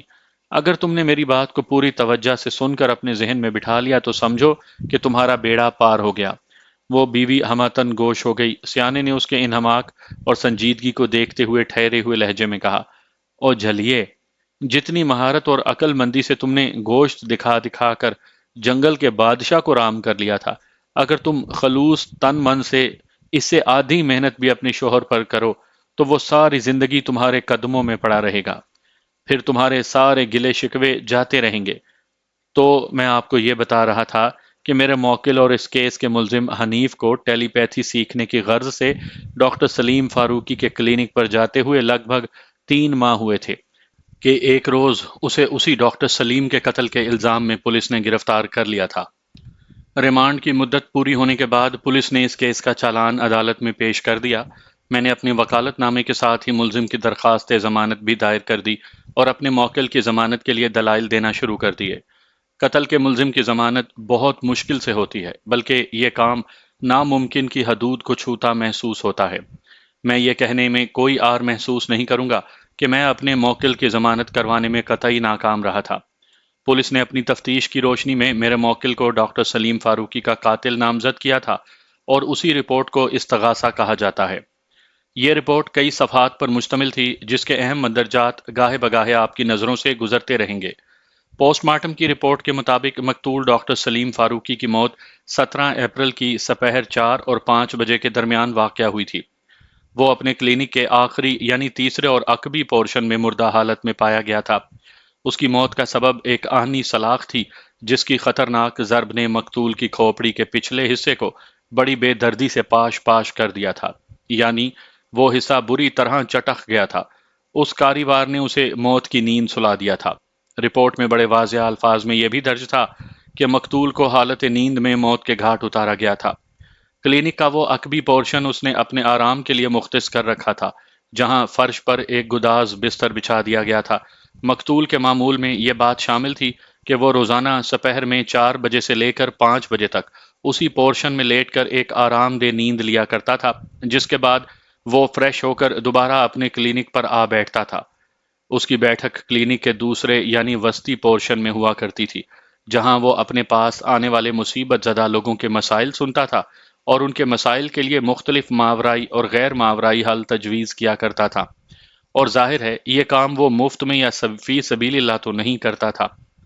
مقتول ڈاکٹر نے اپنی کوئی مخصوص فیس مقرر نہیں کر رکھی تھی۔ اس کے پاس معاشرے کے ہر طبقے سے تعلق رکھنے والا کلائنٹ آیا کرتا تھا، جن میں ایسے بھی ہوتے تھے کہ جنہیں تعویذ کے علاوہ کھانے کے پیسے بھی دینا پڑتے تھے، اور بعض پارٹیاں ایسی بھی تھیں جن سے وہ بندش کرنے یا بندش کاٹنے کی مد میں ہزاروں وصول کر لیا کرتا تھا۔ اس نے حصہ باقدر جثہ کے مستاق ایک ایسی نادیدہ چھری ہاتھ میں پکڑ لی تھی، یہ موقع محل دیکھ کر کلائنٹس کو کاٹتی تھی اور وہ ہر صورت میں فائدے میں ہی رہتا تھا۔ وہ جن سے رقم وصول نہیں کرتا تھا ان سے کچھ اور وصول کر لیا کرتا تھا، اور یہ کچھ اور فرد بہ فرد بدلتا رہتا تھا۔ اس معاملے میں وہ مرد اور عورت میں تمیز کرنا خوب جانتا تھا۔ مقتول کے کلینک کا پہلا یعنی ابتدائی پورشن ریسیپشن کی حیثیت کا حامل تھا، جہاں مقتول ڈاکٹر کا اسسٹنٹ طارق شاہ براجمان ہوا کرتا تھا۔ طارق شاہ کی مخصوص نشست کے علاوہ سائلین کے لیے دو تین صوفے ڈال دیے گئے تھے، جہاں بیٹھ کر وہ اپنی باری کا انتظار کرتے تھے۔ گویا وہ ابتدائی پورشن بیک وقت طارق شاہ کا کمرہ بھی تھا اور کلائنٹس کے لیے انتظار گاہ بھی، جہاں پر موجود ضرورت مند طارق شاہ کی مرضی سے ہی مقتول ڈاکٹر کے پاس شرف باریابی پاتے تھے۔ جب ملزم کی درخواست ضمانت مسترد ہو چکی تو عدالت کی جانب سے اسے جوڈیشل ریمانڈ پر جیل بھیج دیا گیا۔ ابتدائی چند پیشیوں پر کوئی بھی قابل ذکر عدالتی کارروائی نہ ہو سکی۔ اس ٹیکنیکل تفصیل کو بیان کر کے میں آپ کو بور نہیں کروں گا۔ لگ بھگ 2 ماہ کے بعد عدالت کی باقاعدہ کارروائی کا آغاز ہوا۔ اس دوران میں مختلف پہلوؤں سے ڈھیروں اہم نکات جمع کرنے میں کامیاب ہو چکا تھا۔ گویا میں اس کیس سے نمٹنے کے لیے ذہنی طور پر تیار ہو چکا تھا۔ آئندہ پیشی پر جب اس کیس کی باقاعدہ سماعت شروع ہوئی تو جج نے فرد جرم پڑھ کر سنائی، جس کے جواب میں میرے موکل نے صحت جرم سے انکار کر دیا۔ اس کے بعد ملزم کا حلفیہ بیان ریکارڈ کیا گیا۔ ملزم نے معزز عدالت کے سامنے کم و بیش وہی بیان دیا تھا جو وہ اس سے پہلے پولیس کو دے چکا تھا۔ وکیل استغاثہ نے جج کی اجازت کے بعد ملزم پر کڑی جرح کی، لیکن ملزم میری ہدایات کی روشنی میں بڑی ثابت قدمی سے وکیل مخالف کی جرح کے سامنے ڈٹا رہا۔ اپنی باری پر میں ایکیوزڈ باکس کے قریب چلا گیا، پھر ملزم کی آنکھوں میں دیکھتے ہوئے سوال کیا، کیا یہ سچ ہے کہ تم مقتول کے کلینک پر اکثر جایا کرتے تھے؟ جی ہاں، یہ بات سچ ہے، اس نے مختصر سا جواب دیا۔ یہ سلسلہ کب سے جاری تھا؟ لگ بھگ 3 ماہ سے۔ تمہارا مطلب ہے؟ میں نے تصدیق طلب لہجے میں پوچھا۔ مقتول کی بھیانک موت سے 3 ماہ پہلے سے۔ جی ہاں، میرا یہی مطلب تھا۔ کیا تم پر کوئی جن وغیرہ آتا تھا یا کسی بندش کو کٹوانے تم مقتول کے کلینک پر جایا کرتے تھے؟ میں نے اپنی جرح میں تیزی لاتے ہوئے استفسار کیا۔ سنا ہے مقتول بہت ہی پہنچا ہوا ماہر عامل تھا۔ سنا تو میں نے بھی یہی تھا جناب، وہ بد دلی سے بولا۔ لیکن وہ کہتے ہیں کہ دور کے ڈھول سہانے۔ تو میرے ساتھ بھی وہی معاملہ ہوا تھا، اور جہاں تک آپ کے سوال کے پہلے حصے کا تعلق ہے نا، اس نے لمحاتی توقف کر کے ایک آسودہ سانس لی، پھر اپنی بات مکمل کر کے بولا، مجھ پر نہ تو کوئی جن آتا تھا اور نہ ہی میرے ساتھ بندش جیسا کوئی معاملہ تھا۔ جن اس لیے نہیں آ سکتا تھا کہ میں کوئی حسین و جمیل دوشیزہ نہیں تھا، اور بندش کا سوال اس لیے پیدا نہیں ہوتا تھا کہ دور دور تک میرا کوئی دشمن نہیں تھا۔ تم مقتول ڈاکٹر کے ساتھ رہ کر کافی ٹیکنیکل ہو گئے ہو، میں نے سرسری انداز میں کہا۔ پھر پوچھا کہ جب تمہارے ساتھ کوئی عارضہ نہیں تھا تو پھر تم مقتول کے کلینک پر کیوں جایا کرتے تھے؟ ٹیلی پیتھی سیکھنے۔ اوہ، ٹیلی پیتھی! میں نے چونکنے کی اداکاری کی۔ کیا تمہیں معلوم بھی ہے کہ یہ ٹیلی پیتھی کیا بلا ہوتی ہے؟ جناب، یہ بلا نہیں بلکہ ایک سائنٹیفک علم ہے، وہ بڑے مدبرانہ انداز میں وضاحت کرتے ہوئے بولا، جسے خیال خوانی اور مینٹل کمیونیکیشن بھی کہا جاتا ہے۔ اچھا، تو مقتول ڈاکٹر نے تمہیں ٹیلی پیتھی کے حوالے سے بہت کچھ پڑھا رکھا ہے؟ میں نے مصنوعی حیرت کا اظہار کرتے ہوئے کہا، یہ ساری معلومات تو ڈاکٹر کے پاس جانے سے پہلے ہی مجھے حاصل تھیں۔ اس نے جواب دیا، میں نے اس موضوع پر بہت کچھ پڑھ رکھا ہے۔ ایک ٹیلی پیتھی جاننے والا انسان کسی دوسرے انسان کی سوچ تک رسائی حاصل کر کے اسے اپنی مرضی کے مطابق عمل کرنے پر مجبور کر سکتا ہے۔ کیا مقتول ڈاکٹر کے پاس تمہاری بیان کردہ ٹیلی پیتھی کی یہ صلاحیت موجود تھی؟ میں نے جرح کے سلسلے کو آگے بڑھاتے ہوئے کہا، اور کیا اس نے تمہیں بھی اس حیرت انگیز صلاحیت سے روشناس کروایا تھا؟ میں سمجھتا ہوں وہ ٹیلی پیتھی نہیں جانتا تھا، وہ خاصے جرأت مندانہ انداز میں بولا، اور جب وہ خود کچھ نہیں جانتا تھا تو بیچارہ بھلا مجھے کہاں سے سکھاتا؟ اس کے باوجود بھی تم اس کے پاس ٹیلی پیتھی یا تھاٹ ریڈنگ سیکھنے لگ بھگ 3 ماہ تک جاتے رہے۔ مجھے یہ احساس بہت بعد میں ہوا تھا کہ ڈاکٹر سلیم اس معاملے میں عملی طور پر بالکل کورا ہے۔ وہ برا سا منہ بناتے ہوئے بولا، وہ مجھے الو بنانے کے لیے موم بتی اور آئینے کی مختلف مشقیں بتاتا رہتا تھا۔ کبھی میں رات میں شمع بینی کر رہا ہوتا اور کبھی آئینے میں اپنے عکس کو گھورتا رہتا۔ جب مجھے محسوس ہوا کہ میں ڈاکٹر کے پاس ہاضنیاں لگا کر محض اپنا وقت برباد کر رہا ہوں تو میں نے اس سلسلے کو ترک کرنے کا فیصلہ کیا۔ وقوعہ کے روز میں مقتول کو اپنے اسی فیصلے سے آگاہ کرنے گیا تھا کہ مصیبت میں پھنس گیا۔ تم وقوعہ کے روز مقتول کے کلینک پر کتنے بجے پہنچے تھے؟ کم و بیش 5:15 بجے، ملزم نے جواب دیا۔ کیا تم ہمیشہ اسی وقت وہاں جایا کرتے تھے؟ میں عموماً 5 اور 5:30 بجے کے درمیان وہاں جایا کرتا تھا۔ وقوع کے روز تم وہاں کتنی دیر رکے؟ زیادہ سے زیادہ 10 منٹ، یعنی تم 5:25 پر کلینک سے نکل گئے تھے؟ جی ہاں، آپ کا اندازہ درست ہے۔ گویا وقوع کے روز تم نے مقتول کو اپنے فیصلے سے آگاہ کیا اور وہاں سے واپس آ گئے۔ میں نے دانستہ چند زمینی حقائق کی نقاب کشائی کے لیے یہ سوال کیا تھا۔ تم نے وہاں زیادہ دیر رکنے کی ضرورت محسوس نہیں کی تھی؟ جناب، یہ بات تو درست ہے کہ میں وقوع کے روز بمشکل 10 منٹ کلینک پر رکا تھا، وہ صاف گوئی کا مظاہرہ کرتے ہوئے بولا۔ لیکن اس روز مقتول سے میری ملاقات نہیں ہو سکی تھی۔ کیوں؟ کیا وہ اپنے کلینک پر موجود نہیں تھا؟ موجود تو تھا، لیکن خلاف معمول وہ دیر تک آرام کمرے میں سوتا رہا۔ اس نے جواب دیا، میں نے اس کے اٹھنے کا انتظار نہیں کیا اور واپس آ گیا۔ کیا تم نے کلینک کے تیسرے اور آخری پورشن، یعنی بقول تمہارے آرام کمرے میں جھانک کر دیکھا تھا کہ مقتول وہاں سو رہا ہے؟ جی نہیں، میں نے اندر تو نہیں جھانکا تھا۔ پھر تمہیں کیسے خبر ہوئی کہ وقوع کے روز مقتول آرام کمرے میں خلاف معمول زیادہ دیر تک سو رہا تھا؟ میں نے کورید جاری رکھی، یہ بات مجھے شاہ جی نے بتائی تھی۔ شاہ جی مطلب طارق شاہ؟ جی ہاں، میں طارق شاہ ہی کی بات کر رہا ہوں۔ معزز عدالت کو مختصر الفاظ میں بتاؤ کہ وقوع کے روز جب تم مقتول کے کلینک پر پہنچے وہاں 10 منٹ کے وقفے میں حالات کس ترتیب سے پیش آئے تھے؟ میں نے حوصلہ بڑھانے والے انداز میں کہا۔ مختصر الفاظ میں حالات بیان کرنے کا یہ مطلب ہرگز نہیں ہے کہ تم کسی اہم واقعے ہی کو گول کر دو۔ معزز عدالت چھوٹی سے چھوٹی حقیقت کو بھی جاننا چاہتی ہے۔ تم میری بات سمجھ رہے ہو نا؟ جی، میں سمجھ رہا ہوں۔ وہ اس بات میں گردن ہلانے کے بعد وضاحت کرتے ہوئے بولا، اس روز میں 5:15 پر یعنی 5:15 بجے مقتول کے کلینک پر پہنچا تھا۔ میں پچھلے 3 ماہ سے وہاں جا رہا تھا۔ ہفتے میں 2-3 بار تو جانا ہوتا ہی تھا، لہٰذا میں ڈاکٹر سلیم کے معمولات سے اچھی طرح واقف ہو چکا تھا۔ وہ روزانہ سپہر 4 بجے سے 5 بجے تک آرام کرتا تھا، پھر تر و تازہ ہو کر دوبارہ کلینک کرنے لگتا تھا۔ اس حساب سے اسے کلینک میں بیٹھے ہونا چاہیے تھا، لیکن جب میں 5:15 بجے وہاں پہنچا تو ڈاکٹر کی سیٹ خالی تھی۔ سیٹ خالی تھی؟ میں نے لقمہ دینا ضروری سمجھا۔ کیا مطلب؟ مطلب یہ کہ وہ اپنی کرسی پر موجود نہیں تھا۔ کرسی پر نہیں تھا تو پھر کہاں تھا؟ میں نے پوچھا۔ جناب، وہی تو آپ کو بتا رہا ہوں، وہ ایک مزمحل سی سانس خارج کرتے ہوئے بولا۔ جب میں نے ڈاکٹر سلیم کو اس کی سیٹ پر نہ پایا تو طارق شاہ سے اس کے بارے میں پوچھا۔ طارق شاہ نے بتایا کہ ڈاکٹر صاحب اندر ہی ہوں گے۔ میں نے کہا، اندر تو میں دیکھ چکا ہوں، ان کی سیٹ خالی ہے۔ اس پر طارق شاہ بولا، تو پھر وہ ابھی تک آرام ہی کر رہے ہوں گے۔ میں نے اپنی گھڑی پر نگاہ ڈالی اور کہا، ابھی تک وہ کیسے سو سکتے ہیں؟ وہ تو ٹھیک 5 بجے اٹھ جاتے ہیں اور اس وقت 5:15 بج رہے ہیں۔ میری وضاحت کے جواب میں طارق شاہ نے بڑی عجیب سی بات کی، میری طرف دیکھتے ہوئے سوال کیا، کیا ڈاکٹر صاحب تمہیں اس کمرے میں کہیں نظر نہیں آ رہے؟ نہیں، میں نے چاروں طرف دیکھتے ہوئے کہا، یہاں تو وہ نہیں ہے، اور وہ اپنے کلینک والے کمرے میں بھی نہیں ہے۔ اس نے کہا، یہ بات ابھی تم نے ہی مجھے بتائی ہے نا؟ ہاں، میں نے اس بات میں جواب دیا۔ اب باقی رہ جاتا ہے ایک ہی کمرہ، وہ ٹھہرے ہوئے لہجے میں بولا، جہاں ڈاکٹر صاحب روزانہ آرام کرتے ہیں۔ میں نے انہیں کلینک سے باہر جاتے ہوئے تو دیکھا نہیں۔ جب وہ 2 کمروں میں نہیں ہیں تو یقیناً وہ آرام کمرے میں ہوں گے اور آرام کر رہے ہوں گے۔ وہ لمحے بھر کے لیے تھما، پھر اپنی بات مکمل کرتے ہوئے بولا، اگر تمہیں زیادہ جلدی ہے تو انہیں سوتے سے اٹھا دو یا پھر تم بعد میں آ جانا۔ تیسری صورت یہ ہے کہ تم یہاں بیٹھ کر ان کے جاگنے کا انتظار کرو۔ اس روز میرا عجیب سا موڈ ہو رہا تھا۔ میں تو صرف ڈاکٹر سے یہ کہنے گیا تھا کہ اب میں وہاں نہیں آیا کروں گا۔ جب وہ ابھی تک سویا پڑا تھا تو پھر میں وہاں بیٹھ کر کیا کرتا؟ میں نے یہ سوچ کر وہاں سے واپس ہی آ جانے کا فیصلہ کیا کہ بعد میں کسی وقت فون کر کے ڈاکٹر کو بتا دوں گا۔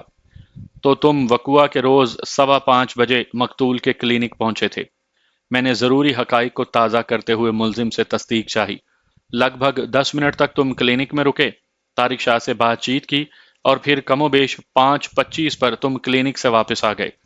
میں نے رک کر سانس لی، پھر اپنا استفسار مکمل کرتے ہوئے کہا، ان 10 منٹ کے دوران میں تم نے مقتول کی جھلک دیکھی اور نہ ہی اس کے آرام کمرے میں داخل ہو کر یہ معلوم کرنے کی کوشش کی کہ وہ وہاں موجود بھی ہے یا نہیں، اور اگر موجود ہے تو وہ سو رہا ہے یا جاگ رہا ہے؟ کیا میں ٹھیک کہہ رہا ہوں؟ جی ہاں، آپ بجا فرما رہے ہیں، اس نے اس بات میں جواب دیا۔ بالکل یہی ہوا تھا جو آپ نے بیان کیا ہے۔ وقوع کے روز تم 5:25 پر مقتول کے کلینک سے باہر آ گئے تھے۔ میں نے جرح کے سلسلے کو سمیٹتے ہوئے کہا، کیا اس کے بعد تم سیدھے گھر چلے گئے تھے یا کہیں اور بھی جانا ہوا تھا؟ میں سیدھا گھر نہیں گیا تھا جناب، اس نے جواب دیا۔ میں نے بتایا ہے نا کہ اس روز میری طبیعت کچھ عجیب سی ہو رہی تھی۔ میں اپنے علاقے گلشن اقبال میں پہنچا تو گھر سے قریبی پارک میں چلا گیا۔ وہاں اپنے ہی علاقے کے لڑکے کرکٹ کھیل رہے تھے۔ میں بھی دل بہلانے کے لیے ان کے کھیل میں شامل ہو گیا۔ پھر جب اندھیرا پھیلنے لگا تو میں نے کھیل چھوڑ دیا اور ایک بینچ پر بیٹھ گیا۔ تھوڑی دیر کے بعد میں پارک سے نکلا اور اپنے گھر کی جانب بڑھ گیا۔ وقوعہ کے روز تم کتنے بجے گھر پہنچے تھے؟ میں نے سوال کیا۔ لگ بھگ 7:45 اس نے جواب دیا۔ اور پولیس نے تمہیں کتنے بجے گھر سے گرفتار کیا تھا؟ اس وقت 8 یا 8:05 ہوئے ہوں گے، اس نے بتایا۔ بس یوں سمجھیں کہ میں نے آ کر منہ ہاتھ دھویا، لباس تبدیل کیا اور پولیس آدم کی۔ جب پولیس کی زبانی یہ پتہ چلا کہ وہ لوگ تمہیں ڈاکٹر سلیم کے قتل کے الزام میں گرفتار کر رہے ہیں تو کیسا لگا تھا؟ ایک دم شوق لگا تھا، وہ ایک جھرجھری لیتے ہوئے بولا۔ مجھے بالکل یقین نہیں آیا تھا۔ یہی محسوس ہوا کہ وہ لوگ مجھ سے مذاق کر رہے ہیں۔ لیکن یہ ان کا مذاق نہیں تھا، میں نے افسوسناک انداز میں گردن ہلاتے ہوئے کہا۔ انہوں نے تمہیں نہ صرف یہ کہ ڈاکٹر کے قتل کے الزام میں گرفتار کر لیا، بلکہ اس سلسلے میں سخت ترین سزا دلوانے کے لیے تمہیں حوالہ عدالت بھی کر دیا۔ جی ہاں، یہ ایک تلخ حقیقت تو آپ سب کے سامنے ہے، وہ مایوسی سے بولا۔ ایک آخری سوال، میں نے اس کی آنکھوں میں دیکھتے ہوئے کہا، لیکن اس سوال کا جواب بہت سوچ سمجھ کر دینا ہوگا۔ جی، میں ذہنی طور پر تیار ہوں، وہ گہری سنجیدگی سے بولا۔ آپ پوچھیں، کیا پوچھنا ہے؟ میں نے پوچھا، کیا تم معزز عدالت کو بتاؤ گے کہ وقوعہ کے روز تم نے سپہر 4 بجے سے لے کر 5 بجے تک کا وقت کہاں گزارا تھا؟ پوسٹ مارٹم کی رپورٹ کے مطابق مقتول سلیم فاروقی کی موت 4 اور 5 بجے کے درمیان واقع ہوئی تھی۔ نیند کی حالت میں اس کی کھوپڑی کے عقبی حصے پر آہنی بہار کی طوفانی ضرب لگا کر اسے موت کی نیند سلا دیا گیا تھا۔ اس حوالے سے میرا یہ سوال نہایت ہی اہمیت کا حامل تھا، آپ اسے حاصل جرا بھی کہہ سکتے ہیں۔ ملزم نے اس اہم سوال کے جواب میں بتایا، جناب اس روز میں کوئی 3:15 بجے گھر سے نکلا تھا۔ باہر آیا تو شیخ احمد سے ملاقات ہو گئی اور ہم منظور پر چائے پینے بیٹھ گئے۔ ہمارے درمیان گپ شپ بھی ہوتی رہی اور ہم چائے وغیرہ بھی نوش کرتے رہے۔ الیاس کی زبانی مختار اور شیخ احمد کو بھی خبر ہو گئی تھی کہ میں آج کل ٹیلی پیتھی سیکھنے ڈاکٹر سلیم فاروقی کے کلینک پر جایا کرتا ہوں۔ شیخ احمد نے اسی حوالے سے پوچھ لیا، اور سناؤ یار، تمہارا وہ ٹیلی پیتھی والا معاملہ کہاں تک پہنچا؟ بس یوں سمجھو کہ بیچ میں لٹکا ہوا ہے، میں نے بددلی سے بتایا۔ کیا مطلب ہے تمہارا؟ شیخ احمد نے پوچھا۔ مطلب یہ کہ یار کچھ ہو ہی نہیں رہا۔ میں نے تو تمہیں شروع ہی میں کہہ دیا تھا کہ اس چیز کے پیچھے مت بھاگو جس کا کوئی وجود ہی نہیں، شیخ احمد نے کہا۔ یہ سب قصے کہانیوں کی باتیں ہیں میری جان۔ نہیں یار، میں نے بڑے وثوق سے کہا، ٹیلی پیتھی قصے کہانیوں کی بات نہیں، یہ ایک باقاعدہ اور مستند علم ہے، ایک سائنس ہے۔ اگر یہ ایک سائنس ہے تو پھر اس کے مروجہ اصول اور قاعدے بھی ہوں گے، وہ قدرے سخت لہجے میں بولا۔ جو بھی شخص سائنس کے قانون، قاعدے اور اصولوں کو اپناتا ہے وہ سائنس کی روح کو پا لیتا ہے۔ پھر ٹیلی پیتھی کے سلسلے میں تم پچھلے 3 ماہ سے جھک کیوں مار رہے ہو؟ میں سمجھتا ہوں اس میں بیچاری ٹیلی پیتھی کا کوئی قصور نہیں، میں نے صاف گوئی کا مظاہرہ کرتے ہوئے کہا۔ میرے استاد ہی میں سینکڑوں آنچوں کی کمی ہے، تو ایسے استاد کو تم چولہے میں کیوں نہیں ڈال دیتے جہاں وہ اپنی آنچوں کی کمی پوری کر کے کندن بن جائے؟ شیخ احمد نے طنزیہ لہجے میں کہا۔ جان چھڑاؤ یار، تم کن چکروں میں پڑ گئے ہو؟ آج میں جان چھڑانے ہی تو جا رہا ہوں، میں نے ولولہ انگیز انداز میں کہا۔ میں ڈاکٹر سلیم کو صاف صاف بتا دوں گا کہ میں اب اس کے پاس نہیں آیا کروں گا۔ شاباش، شیخ احمد نے ستائشی نظر سے مجھے دیکھا۔ یہ تم ایک نیک کام کرنے جا رہے ہو، میری دعائیں تمہارے ساتھ ہیں۔ میں تھوڑی دیر مزید شیخ احمد کے ساتھ بیٹھا اور پھر ایک بس پر سوار ہو کر ڈاکٹر سے ملنے اس کے کلینک کی جانب چل پڑا تھا۔ کیا تم مجھے بتا سکتے ہو کہ وقوعہ کے روز سپہر میں تم منظور سے کتنے بجے اٹھے تھے؟ میں نے اپنی جرا کو وائنڈ اپ کرتے ہوئے پوچھا۔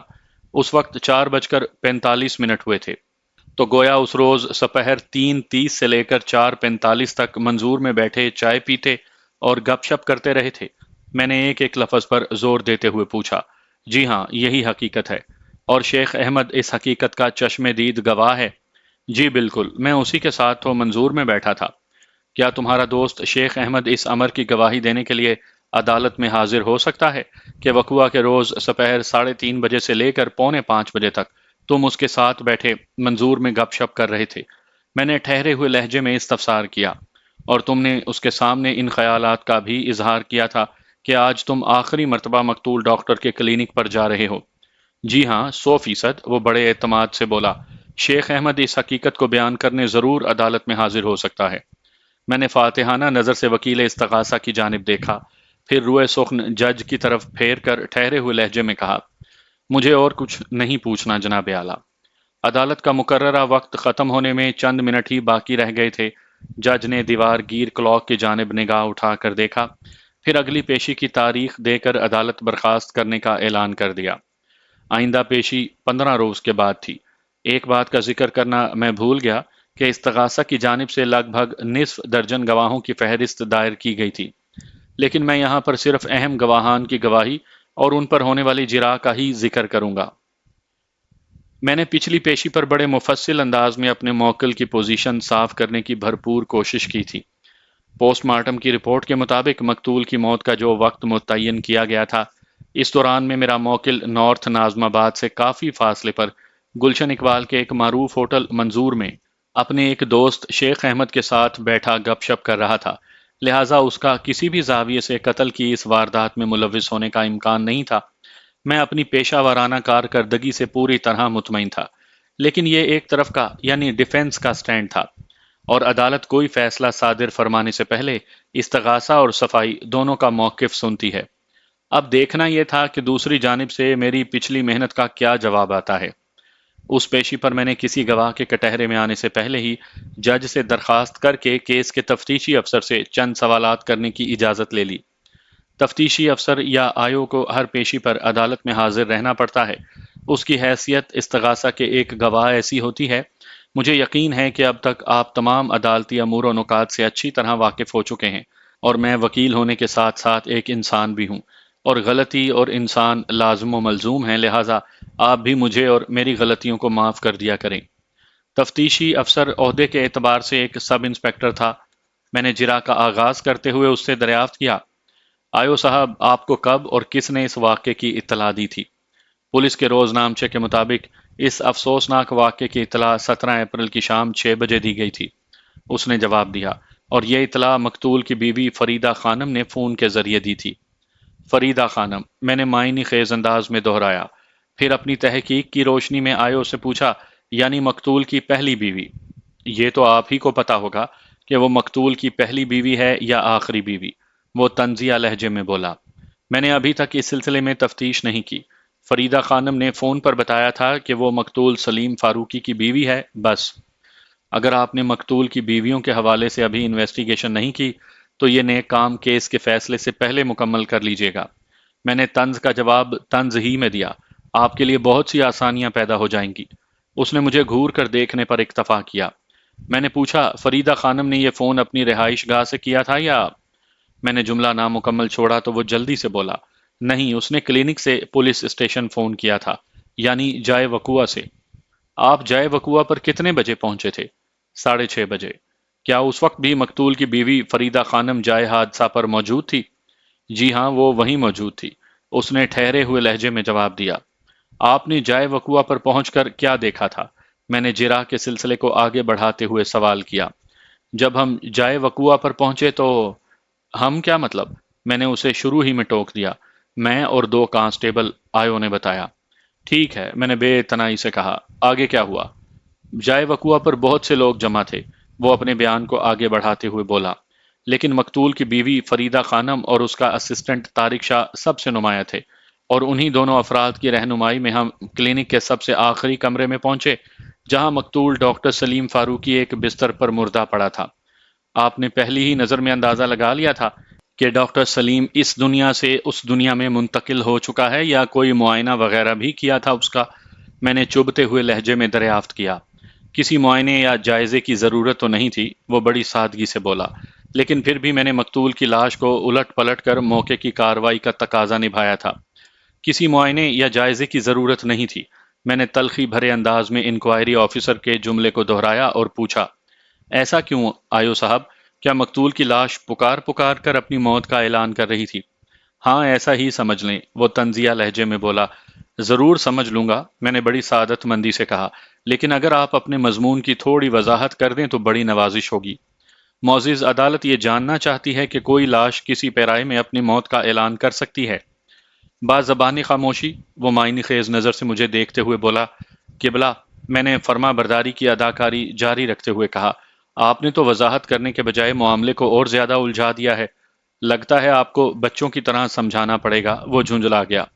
میں نے اس کی جھنجلاہٹ میں پتنگے لگاتے ہوئے کہا، جی ہاں بالکل، آپ مجھے اس وقت مونسٹری یا نرسری کا کوئی بچہ ہی تصور کریں اور اے با کا ڈا کے لیول پر اس گمبھیر معاملے کی وضاحت فرمائیں۔ وہ میری اس چوٹ پر تل ملا کر رہ گیا، پھر خاص جارحانہ انداز میں بتانے لگا، مقتول اپنے بستر پر مردہ پڑا تھا اور وہ اس طرح کہ اس کی کھوپڑی کے عقبی حصے کو کسی ناریل کے مانند چٹخا کر رکھ دیا گیا تھا۔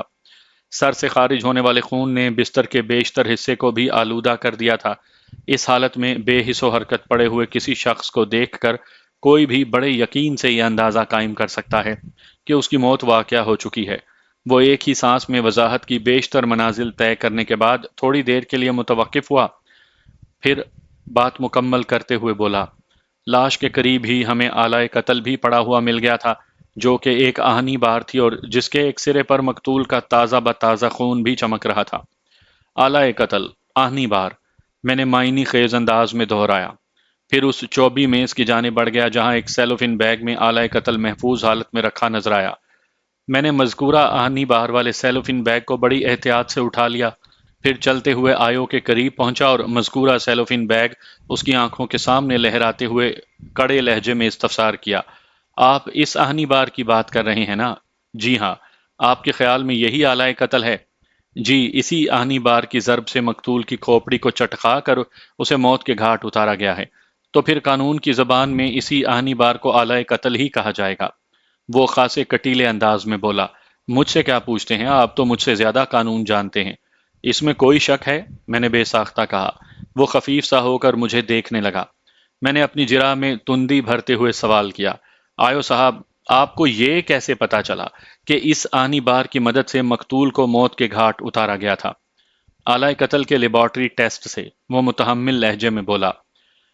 اس بار کے ایک سرے پر پائے جانے والا خون مقتول کے خون سے میچ کر گیا تھا، پھر بار کے خون آلود حصے پر چند انسانی بال بھی چپکے ہوئے ملے تھے۔ لیبارٹری ٹیسٹ کی رپورٹ میں اس امر کی وضاحت موجود ہے کہ وہ بال مقتول ہی کے سر کے تھے۔ ویری گڈ، میں نے سراہنے والے انداز میں تفتیشی افسر کو دیکھا اور پھر پوچھا، یہ اندازہ آپ نے کس بنا پر قائم کیا کہ میرے موکل ہی نے اس آہنی بار کی مدد سے مقتول کی جان لی تھی؟ اس بنا پر کہ آہنی بار کے دوسرے یعنی صاف سرے پر ملزم کی انگلیوں کے بڑے واضح نشانات پائے گئے تھے۔ وہ بڑے اعتماد سے بولا، کیا کسی شے پر کسی شخص کے فنگر پرنٹس کا پایا جانا اسے ملزم قرار دینے کے لیے کافی ہوتا ہے؟ نہیں جناب، ہمیں اس سلسلے میں بھی اور بہت سی چیزوں کو دیکھنا پڑتا ہے۔ وہ گہری سنجیدگی سے بولا، مثلاً؟ میں نے سوالیہ نظر سے اس کی طرف دیکھا۔ مثلاً سب سے اہم پوائنٹ تو ایف بی یعنی فنگر پرنٹس کی میچنگ ہوتی ہے۔ وہ اپنی بات کی وضاحت کرتے ہوئے بولا، اس میں آلہ قتل پر ملنے والے انگلیوں کے نشانات اور ملزم کے فنگر پرنٹس کو آپس میں ملا کر دیکھنا پڑتا ہے، اس کے بعد ہی ہم کسی حتمی نتیجے پر پہنچتے ہیں۔ تو میرے موکل کے سلسلے میں آپ حتمی نتائج تک پہنچ گئے تھے؟ جی ہاں، ہم نے پرفیکٹ ایف بی میچنگ کر لی تھی۔ یہ کام تو ملزم کی گرفتاری کے بعد ہی ہوا ہوگا، ظاہر ہے اس سے پہلے کیسے ہو سکتا تھا؟ گویا جب آپ جائے وقوع پر پہنچے تو آپ نے مقتول کی لاش کو دیکھا اور آلہ قتل آپ کے قبضے میں آ گیا۔ اس وقت آپ وثوق سے نہیں کہہ سکتے تھے کہ ڈاکٹر سلیم فاروقی کو میرے موکل ہی نے قتل کیا ہوگا۔ ظاہر ہے یہ وثوق تو ایف بی میچنگ کے بعد ہی حاصل ہوا تھا۔ کیا آپ اس واقعے سے پہلے ملزم کو جانتے بھی تھے؟ ہرگز نہیں، اس نے قطعیت سے نفی میں گردن ہلائی۔ اس کے گھر کا پتہ تو آپ کو معلوم ہوگا۔ جب میں ملزم کو جانتا ہی نہیں تھا تو پھر اس کے گھر کا پتہ کیسے معلوم ہو سکتا تھا؟ وہ چڑ کر بولا، آپ کس قسم کی باتیں کرتے ہیں جناب؟ میں اس قسم کی باتیں کر رہا ہوں جناب، میں نے اسی کے انداز میں کہا، کہ آپ تو پولیس والے ہیں، ملزم کے گھر کا پتہ ٹھکانہ تو معمولی بات ہے، آپ تو ان چیزوں کے بارے میں بھی معلومات رکھتے ہیں جو دنیا میں موجود ہی نہیں۔ ایسی کوئی بات نہیں وکیل صاحب، وہ خفگی آمیز نظر سے مجھے دیکھتے ہوئے بولا، آپ وکیلوں نے ہم پولیس والوں کو کچھ زیادہ ہی بدنام کر رکھا ہے، چلیں اس سے کچھ زیادہ کو تھوڑا کم کر لیتے ہیں۔ میں نے اس کے زخموں پر نمک پاشی کرتے ہوئے کہا، لیکن آپ یہ تو مانیں گے نا کہ رائی ہو تو پہاڑ بنتا ہے، یہ تو آپ کو ماننا ہی پڑے گا کہ میں نے ڈرامائی انداز میں بات ادھوری چھوڑ کر آیو کے چہرے کے تاثرات کا جائزہ لیا، پھر دوستانہ انداز میں اضافہ کرتے ہوئے کہا، چلیں چھوڑیں ان تلخ اور ترش باتوں کو، میں آپ کی ہی بات رکھ لیتا ہوں کہ آپ ملزم کے گھر ٹھکانے سے بالکل واقف نہیں تھے۔ اب ذرا میری معلومات میں اضافے کے لیے اتنا بتا دیں کہ ملزم کی گرفتاری کے لیے اس کے گھر کی جانب آپ کی رہنمائی کس نے کی تھی؟ فریدہ خانم نے، طارق شاہ نے۔ وہ الجھن زدہ انداز میں جملہ مکمل چھوڑ کر مجھے دیکھنے لگا۔ میں نے اسے آڑے ہاتھوں لیا۔ ایک جواب دیں آیو صاحب۔ فریدہ خانم نے، پھر آپ نے طارق شاہ کا نام کیوں لیا؟ وہ بھی جائے وقوعہ پر موجود تھا، وہ گڑبڑائے ہوئے لہجے میں بولا۔ اس نے بھی مجھے ملزم کے بارے میں بتایا تھا، بلکہ وہ ذرا دیر کے لیے رکا، پھر اضافہ کرتے ہوئے کہا، بلکہ ملزم کے گھر کا ایڈریس مجھے مقتول کے اسسٹنٹ طارق شاہ ہی نے دیا تھا۔ تو گویا آپ یہ کہنا چاہتے ہیں کہ دراصل آپ طارق شاہ کی نشاندہی پر ملزم کے گھر پہنچے تھے اور اسے گھر سے گرفتار کر لیا تھا؟ جی ہاں، بالکل۔ اس نے تصدیقی انداز میں گردن ہلائی۔ ڈیٹس آل یور آنر، میں نے تیز آواز میں کہا، مجھے اور کچھ نہیں پوچھنا۔ میں نے اس کیس کے تفتیشی افسر پر اپنی جرح موقوف کرنے کا اعلان کیا تو استغاثہ کی جانب سے گواہوں کا سلسلہ شروع ہوا۔ اس پیشی پر دو ایسے گواہوں کو شہادت کے لیے وٹنس باکس میں لایا گیا جس کے بیان اور بعد ازاں ان پر ہونے والی جرح میں ایسی کوئی خاص بات نہیں تھی جو اس کیس میں کسی حوالے سے بہت زیادہ اہمیت کی حامل ہو۔ ان دو گواہوں میں ایک فاروقی کلینک میں چپڑاسی کی حیثیت سے کام کرنے والا آصف محمود تھا اور دوسرا ڈاکٹر سلیم فاروقی کا پڑوسی دکاندار امتیاز حسین۔ ان دونوں گواہوں کے بیانات سے صرف یہ بات ثابت ہوئی تھی کہ وقوعہ کے روز سپہر میں ملزم حنیف فاروقی کلینک پر آیا تھا۔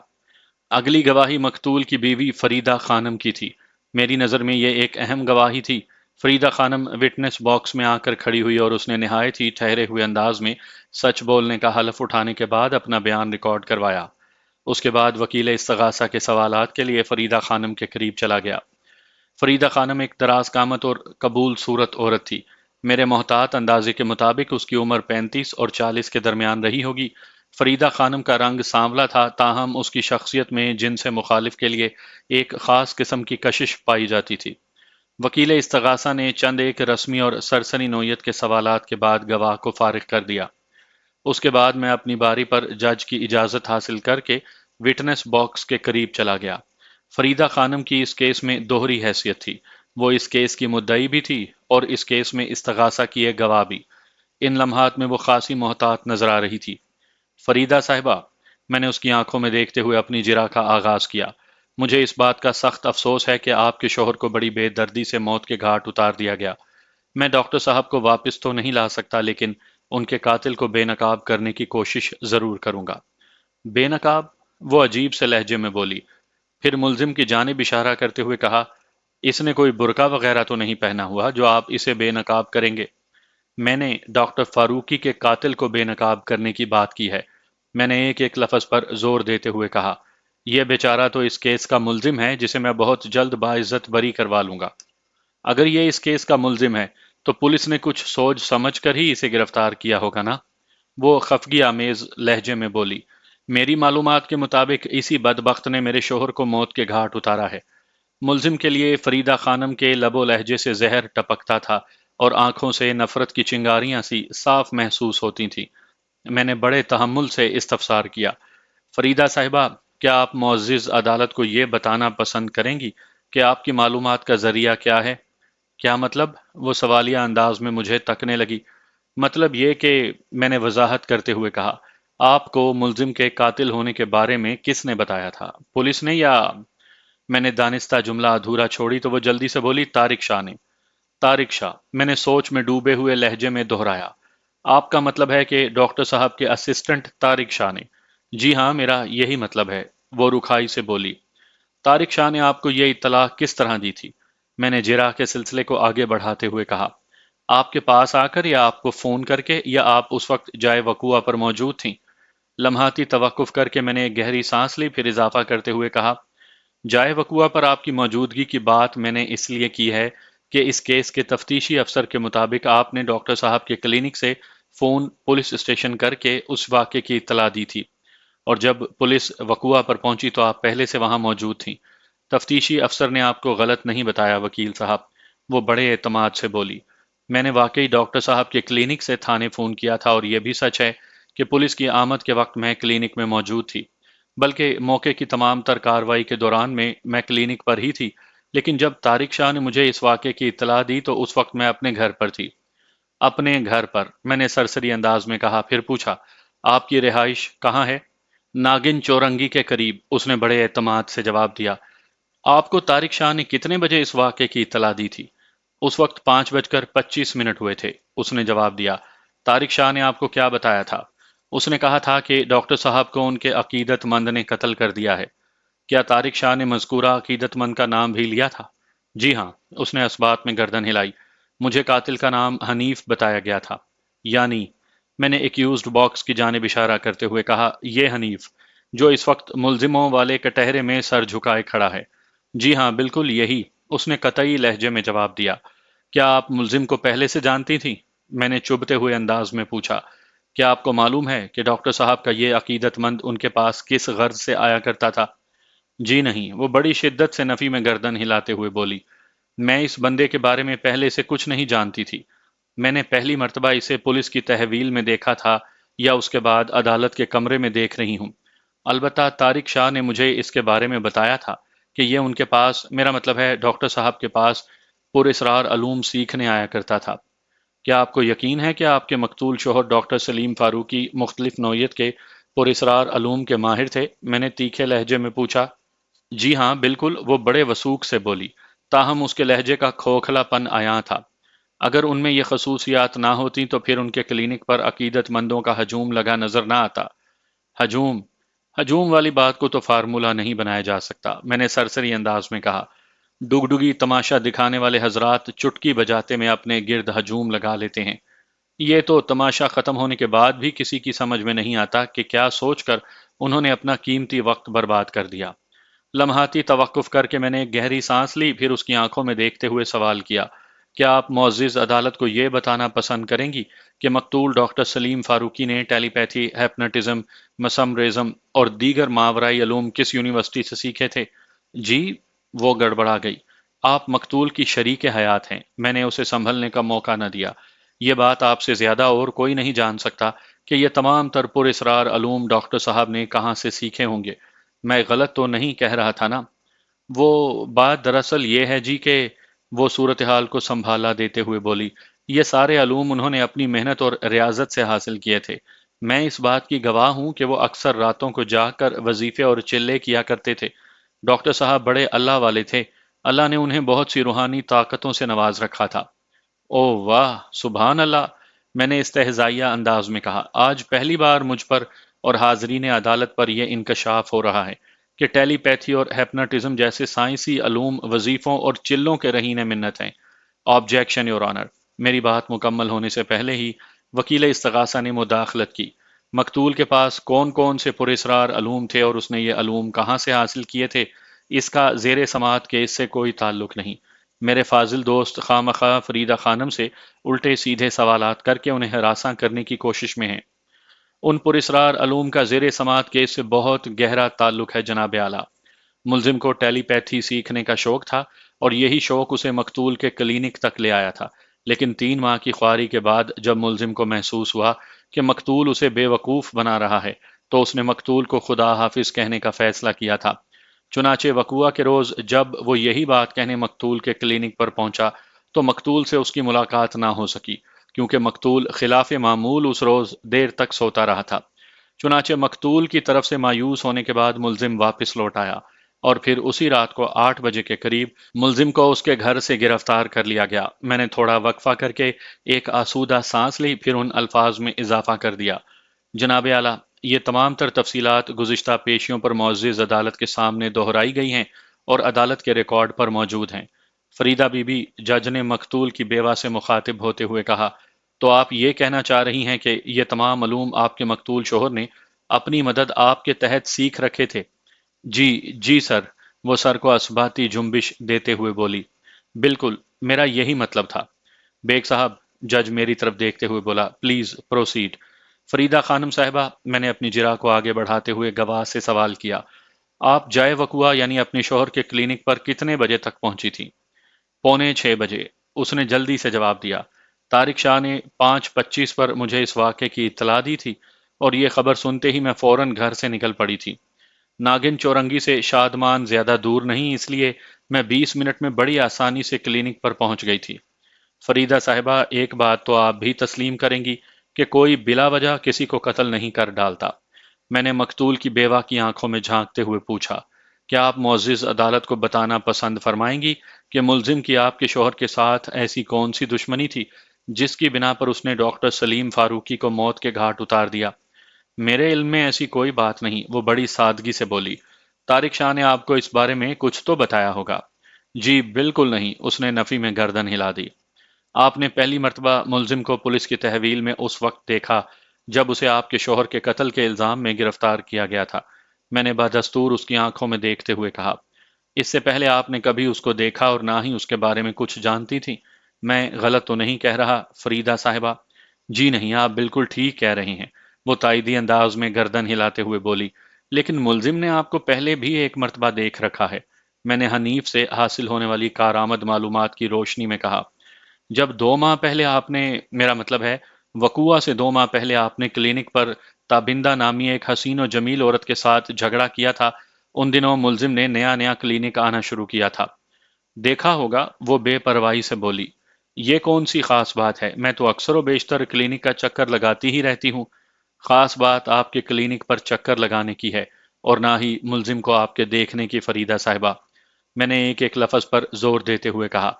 असल मामला ताबिंदा से झगड़ा करने का है। आपका किसी खूबसूरत और दिलकश औरत से मकतूल के क्लिनिक पर झगड़ा हुआ था या नहीं? हुआ होगा। एक मर्तबा फिर उसने बेपरवाही का अंदाज इख्तियार करना चाहा, ताहम उसका लहजा चुगली खा रहा था कि वो दानिस्ता किसी बात को छुपाने की कोशिश कर रही थी। हुआ होगा नहीं फरीदा साहिबा, हुआ था, मैंने अटल लहजे में कहा। मुझे तो कुछ याद नहीं आ रहा, वो टालने वाले अंदाज में बोली। मैं याद दिलाऊंगा तो सब याद आ जाएगा, मैंने जेरे लब मुस्कुराते हुए कहा। मुझे सख्त एतराज है जनाब आला, वकील इस्तगासा ने नाराए मस्ताना बुलंद किया। मेरे फाजिल दोस्त गैर मुतल्लिका मामलात को उछाल कर अदालत का कीमती वक्त बर्बाद कर रहे हैं। इन्हें इस किस्म के ताखीरी हरबे इस्तेमाल करने से रोका जाए। जज ने मेरी तरफ देखते हुए पूछा, बेग साहब, आपने वकुआ से 2 माह पहले फरीदा खानम के किसी औरत के झगड़े का जो इशू उठाया है, क्या उसका जेर समात केस से कोई ताल्लुक निकलता है? यस सर, मैंने सर को असबाती जुम्बिश दी। आप अपनी जिरा जारी रखें, जज ने गहरी संजीदगी से कहा। जी फरीदा साहिबा, मैंने दोबारा मकतूल की बेवा की जानिब मुतवज्जा होते हुए पूछा। आपको कुछ याद आया या इस सिलसिले में मैं आपकी कोई मदद करूं?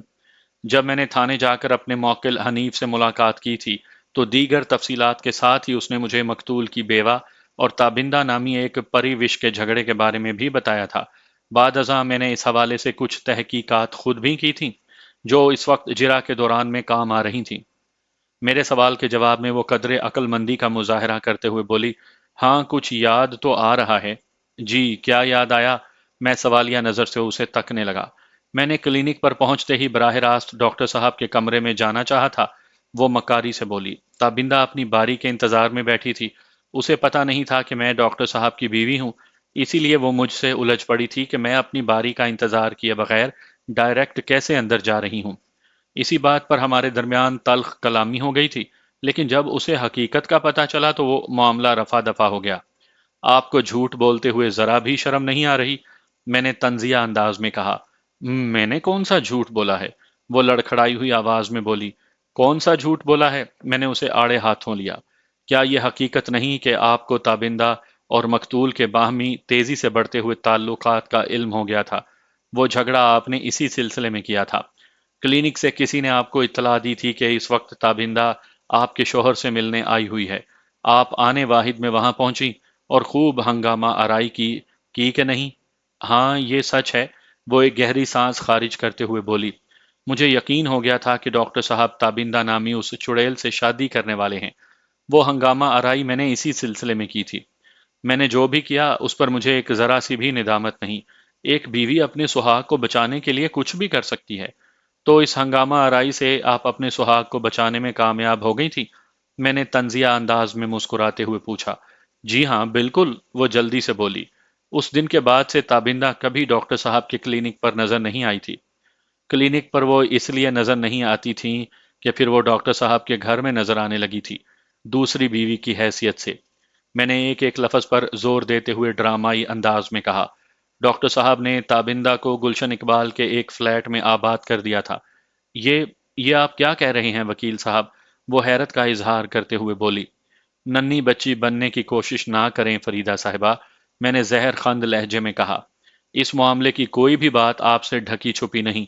کلینک میں آپ کا کوئی ایسا جاسوس ضرور موجود تھا جو آپ کو تابندہ اور ڈاکٹر صاحب کے تعلقات کی خبریں پہنچاتا تھا۔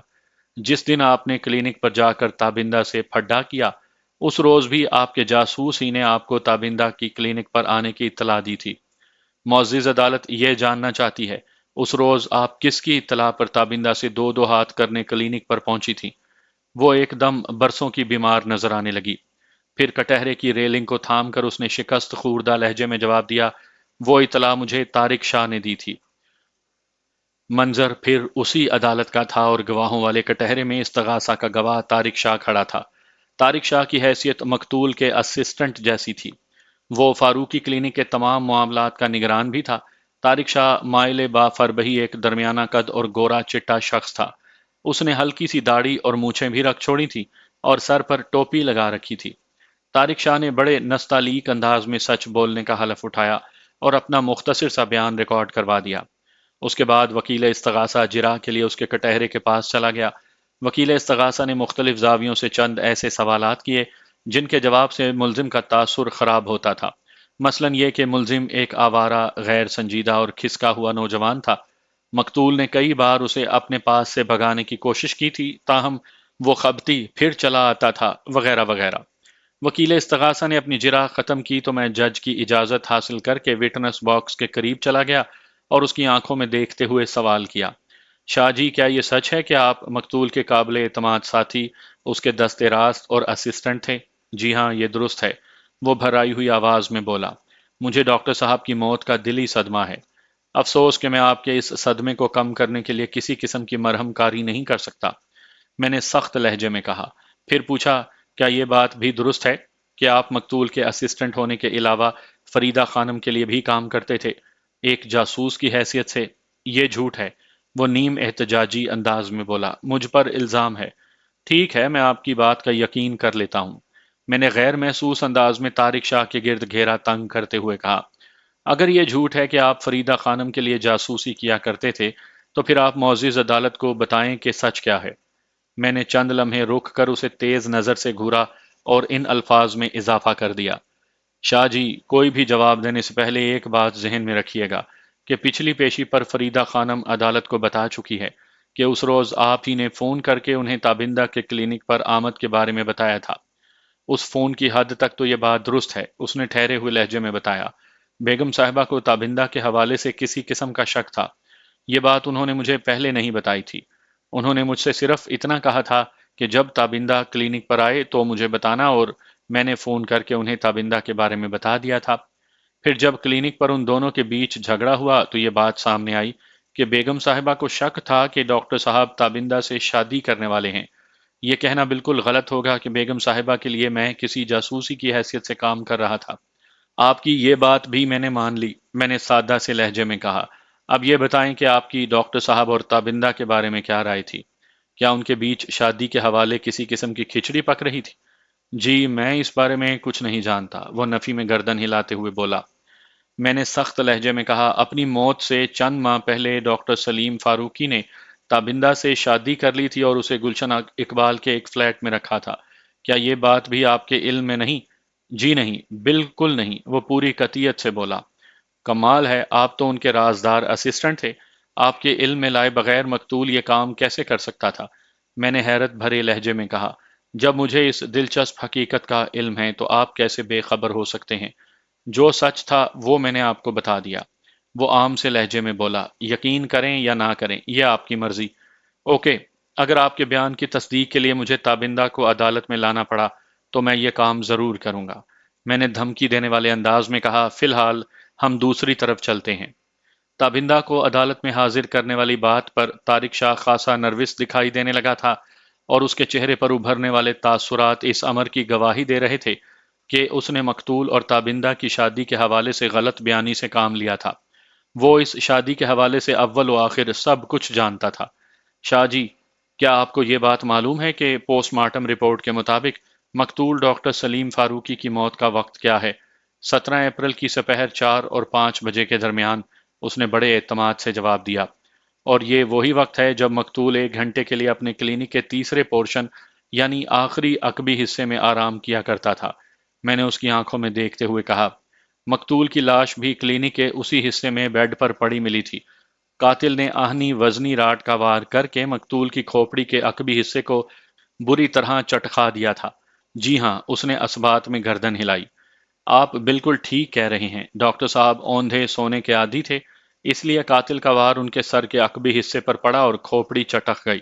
آپ نے جس آہنی راڈ کا ذکر کیا ہے اس کے ایک سرے پر ملزم کی انگلیوں کے نشانات بھی پائے گئے ہیں، جس سے یہ ثابت ہوتا ہے کہ اسی بدبخت نے ڈاکٹر صاحب کو قتل کیا ہے۔ گویا آپ کو یقین ہے کہ ملزم ہی نے ڈاکٹر سلیم فاروقی کو قتل کیا۔ جی بالکل، وہ بڑے وثوق سے بولا۔ اس یقین کی کوئی خاص وجہ؟ میں نے ٹٹولنے والی نظر سے اسے دیکھا۔ دیکھیں جی، سیدھی اور سچی بات ہے، وہ تھوک نگلتے ہوئے بولا۔ پوسٹ مارٹم کی رپورٹ کو چیلنج نہیں کیا جا سکتا، اور اس رپورٹ کے مطابق ڈاکٹر صاحب کی موت 17 اپریل کی سپہر 4 اور 5 بجے کے درمیان واقع ہوئی ہے، اور اس دوران میں صرف ایک ہی شخص ان کے آرام کمرے میں گیا تھا، اور وہ شخص ہے ملزم حنیف۔ وقوع کے روز حنیف کتنے بجے کلینک پہنچا تھا؟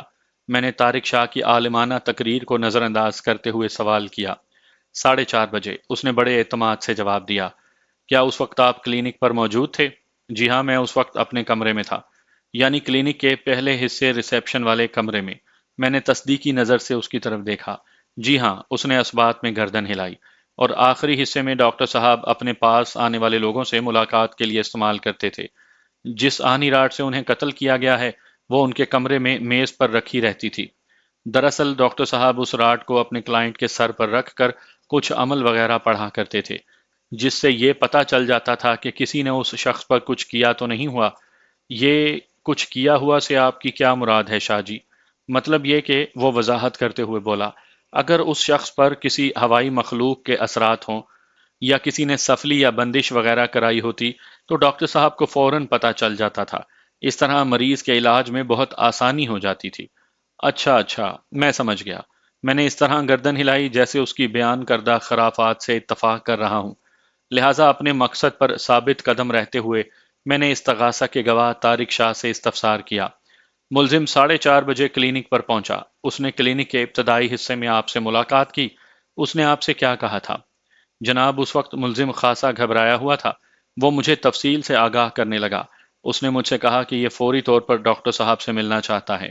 میں نے اسے بتایا کہ ڈاکٹر صاحب تو سو رہے ہیں، اور یہ بات تم بھی اچھی طرح جانتے ہو کہ وہ 4 سے 5 کے درمیان آرام کرتے ہیں۔ اس نے مجھ سے کہا، کچھ بھی ہے، مجھے اسی وقت ڈاکٹر صاحب سے ملنا ہے، لہٰذا میں انہیں جگا دوں۔ میں نے صاف انکار کر دیا کہ میں تو نہیں جگا سکتا، اگر اتنا ہی ضروری کام ہے تو خود جا کر انہیں جگا لو۔ پھر کیا ہوا؟ میں نے سرسراتی ہوئی آواز میں پوچھا۔ یہ برا سا منہ بناتے ہوئے اس حصے کی جانب بڑھ گیا جہاں ڈاکٹر صاحب آرام کر رہے تھے۔ طارق شاہ نے بتایا۔ تھوڑی ہی دیر کے بعد یہ واپس آیا اور بتایا کہ ڈاکٹر صاحب سے بات ہو گئی ہے، پھر یہ کلینک سے واپس چلا گیا۔ ذرا سوچ کر بتائیں شاہ جی، میں نے نہایت ہی ٹھہرے ہوئے لہجے میں کہا۔ آپ کے خیال میں ملزم زیادہ سے زیادہ کتنی دیر کلینک پر رکا ہوگا؟ بمشکل 5 منٹ، اس نے جواب دیا۔ زیادہ سے زیادہ 6-7 منٹ، میں نے روئے سخن جج کی جانب موڑتے ہوئے کہا۔ جناب اعلیٰ، وقوع کے روز ملزم نے سپہر 3:30 بجے سے لے کر 4:45 بجے تک کا وقت اپنے ایک دوست احمد شیخ کے ساتھ جائے وقوع سے 5 کلومیٹر دور گلشن اقبال کے ایک ریسٹورانٹ میں گزارا تھا، لہٰذا ممکن ہی نہیں کہ وہ 4:30 بجے سے لے کر 4:45 یا 4:40 پر فاروقی کلینک میں موجود رہا ہو۔ احمد شیخ عدالت کے کمرے کے باہر موجود ہے، میں گواہی کے لیے اسے اندر بلانا چاہتا ہوں۔ اجازت ہے، جج نے اپنے مخصوص بھاری بھرکم لہجے میں کہا۔ آئندہ 10 منٹ کے اندر احمد شیخ نے صفائی کے گواہ کی حیثیت سے عدالت میں پیش ہو کر حقیقت حال بیان کر دی۔ ملزم نے وقوع کے روز جو 1.25 گھنٹے کا وقت اپنے دوست احمد شیخ کے ساتھ ریسٹورانٹ میں بیٹھ کر چائے پیتے ہوئے گزارا تھا، شیخ احمد نے اس کی تفصیل بڑی جامع انداز میں پیش کر دی۔ شیخ احمد کی گواہی مکمل ہونے کے بعد میں دوبارہ طارق شاہ کی جانب متوجہ ہو گیا۔ جی شاہ صاحب، اب آپ کیا کہیں گے؟ جو سچ تھا وہ میں نے بتا دیا، وہ خفگی آمیز انداز میں بولا۔ یقین کرنا یا نہ کرنا آپ کا کام ہے، میں نے درست لہجے میں پوچھا۔ تو آپ کے خیال میں صفائی کے گواہ شیخ احمد نے غلط بیانی سے کام لیا ہے؟ جی ہاں، 100%، وہ بڑے وثوق سے بولا۔ آپ کو کب پتا چلا کہ ڈاکٹر سلیم کو موت کے گھاٹ اتارا جا چکا ہے؟ میں نے جارحانہ انداز میں پوچھا۔ ڈاکٹر صاحب 5 بجنے سے 10 منٹ پہلے خود ہی اٹھ جایا کرتے تھے، اور ٹھیک 5 بجے وہ فریش ہو کر اپنی سیٹ پر براجمان ہو جاتے تھے، وہ وضاحت کرتے ہوئے بولا۔ جب تک وہ فریش ہوتے میں ان کے کمرے کی کرسیوں اور ٹیبل وغیرہ کو سیٹ کر دیا کرتا تھا، لیکن وقوعہ کے روز جب وہ مقررہ وقت پر بیدار نہیں ہوئے تو مجھے تشویش ہوئی۔ ملزم تھوڑی دیر پہلے بتا کر گیا تھا کہ ڈاکٹر صاحب سے اس کی بات ہو گئی ہے، اس وقت تو ڈاکٹر صاحب کو بیدار ہو جانا چاہیے تھا، پھر وہ سامنے کیوں نہیں آئے؟ اسی سوال کے جواب کے لیے میں جا کر کلینک کے اس حصے میں جھانکا جہاں وہ آرام کرتے تھے، اور اسی وقت مجھ پر حقیقت آشکار ہوئی کہ انہیں بڑی بے دردی سے موت کے گھاٹ اتار دیا گیا تھا۔ آپ نے کتنے بجے ان کے آرام کمرے میں جھانکا تھا؟ میں نے تیز لہجے میں پوچھا۔ اس نے جواب دیا، اس وقت 5 بجنے میں 5 منٹ باقی تھے۔ ڈاکٹر سلیم فاروقی کے قتل کا انکشاف ہونے کے بعد آپ نے سب سے پہلا کام کون سا کیا تھا؟ میں نے لہجے میں درستی کو شامل رکھتے ہوئے پوچھا۔ میں نے فوراً بیگم صاحبہ کو فون کیا تھا، وہ جلدی سے بولا۔ پہلی بیگم صاحبہ یا دوسری بیگم صاحبہ؟ پہلی بیگم صاحبہ، فریدہ خانم کو۔ ہاں، وہ اچانک جملہ ادھورا چھوڑ کر ایسی نظر سے مجھے تکنے لگا جیسے اس سے کوئی سنگین جرم سرزد ہو گیا ہو۔ بہت خوب شاہ جی، میں نے استہزائیہ انداز میں کہا۔ تھوڑی دیر پہلے تو آپ بڑے دعوے کے ساتھ یہ کہہ چکے ہیں کہ آپ کو مقتول اور تابندہ کی شادی کا کچھ علم نہیں، اور اب پہلی بیگم اور دوسری بیگم کا حساب بخوبی بیان کر رہے ہیں۔ یہ کیا انداز ہے شاہ جی؟ وہ میں کنفیوز ہو گیا تھا۔ وہ کپ کپاتی ہوئی آواز میں لنگڑی وضاحت کرتے ہوئے بولا۔ میرا مطلب یہ تھا کہ میں نے ڈاکٹر صاحب کی بیگم فریدہ خانم کو فون کیا تھا۔ شاہ جی، آپ کنفیوز نہیں ہو گئے تھے بلکہ ابھی تک کنفیوز ہیں، میں نے اس کی آنکھوں میں جھانکتے ہوئے طنزیہ لہجے میں کہا۔ خیر، میں بھی آپ کو اتنی آسانی سے چھوڑنے والا نہیں۔ تو آپ نے ڈاکٹر سلیم فاروقی کو مردہ حالت میں پڑے دیکھ کر فوراً ان کی بیگم فریدہ خانم کو اس واقعے کی اطلاع دی تھی؟ جی، میں نے ایسا ہی کیا تھا، وہ قدرے سنبھلتے ہوئے بولا۔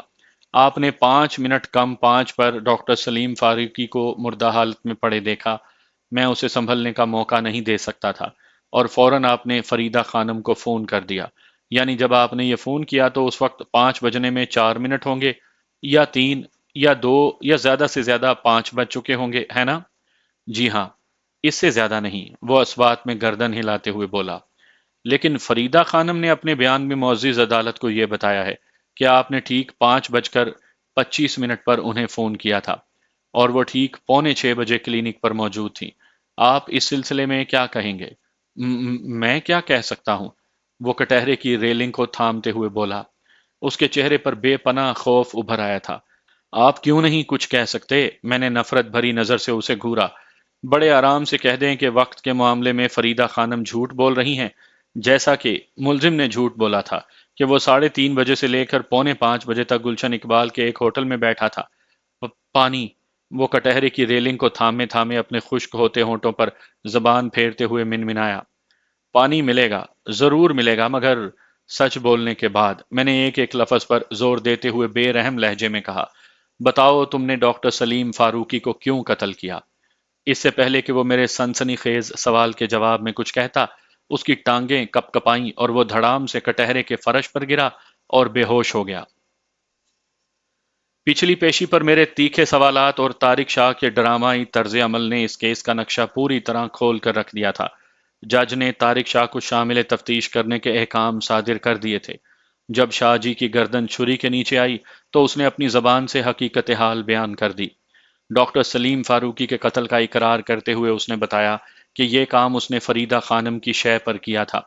آلہ قتل یعنی وہ آہنی راڈ جو مقتول کی میز پر رکھی رہتی تھی، چند روز پہلے طارق شاہ نے اس پر ملزم کی انگلیوں کے نشان حاصل کر کے اسے غائب کر دیا تھا، اور ڈاکٹر کے استعمال کے لیے اس کی جگہ اس کی جڑواں راڈ میز پر رکھ دی تھی۔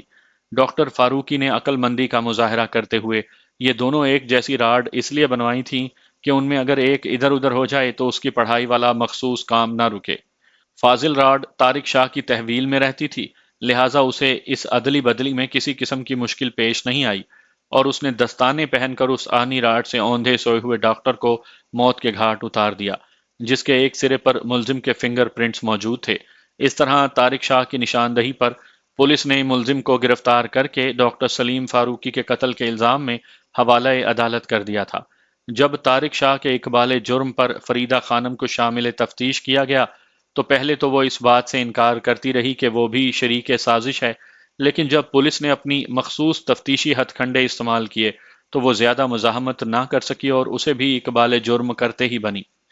واقعات کے مطابق فریدہ خانم کو اس بات کا یقین ہو گیا تھا کہ تابندہ سے شادی کے بعد ڈاکٹر سلیم فاروقی اسے طلاق دے کر فارغ کرنے والا ہے، لہٰذا اس نے طارق شاہ کے ساتھ مل کر ڈاکٹر فاروقی کے قتل کا منصوبہ بنایا تھا۔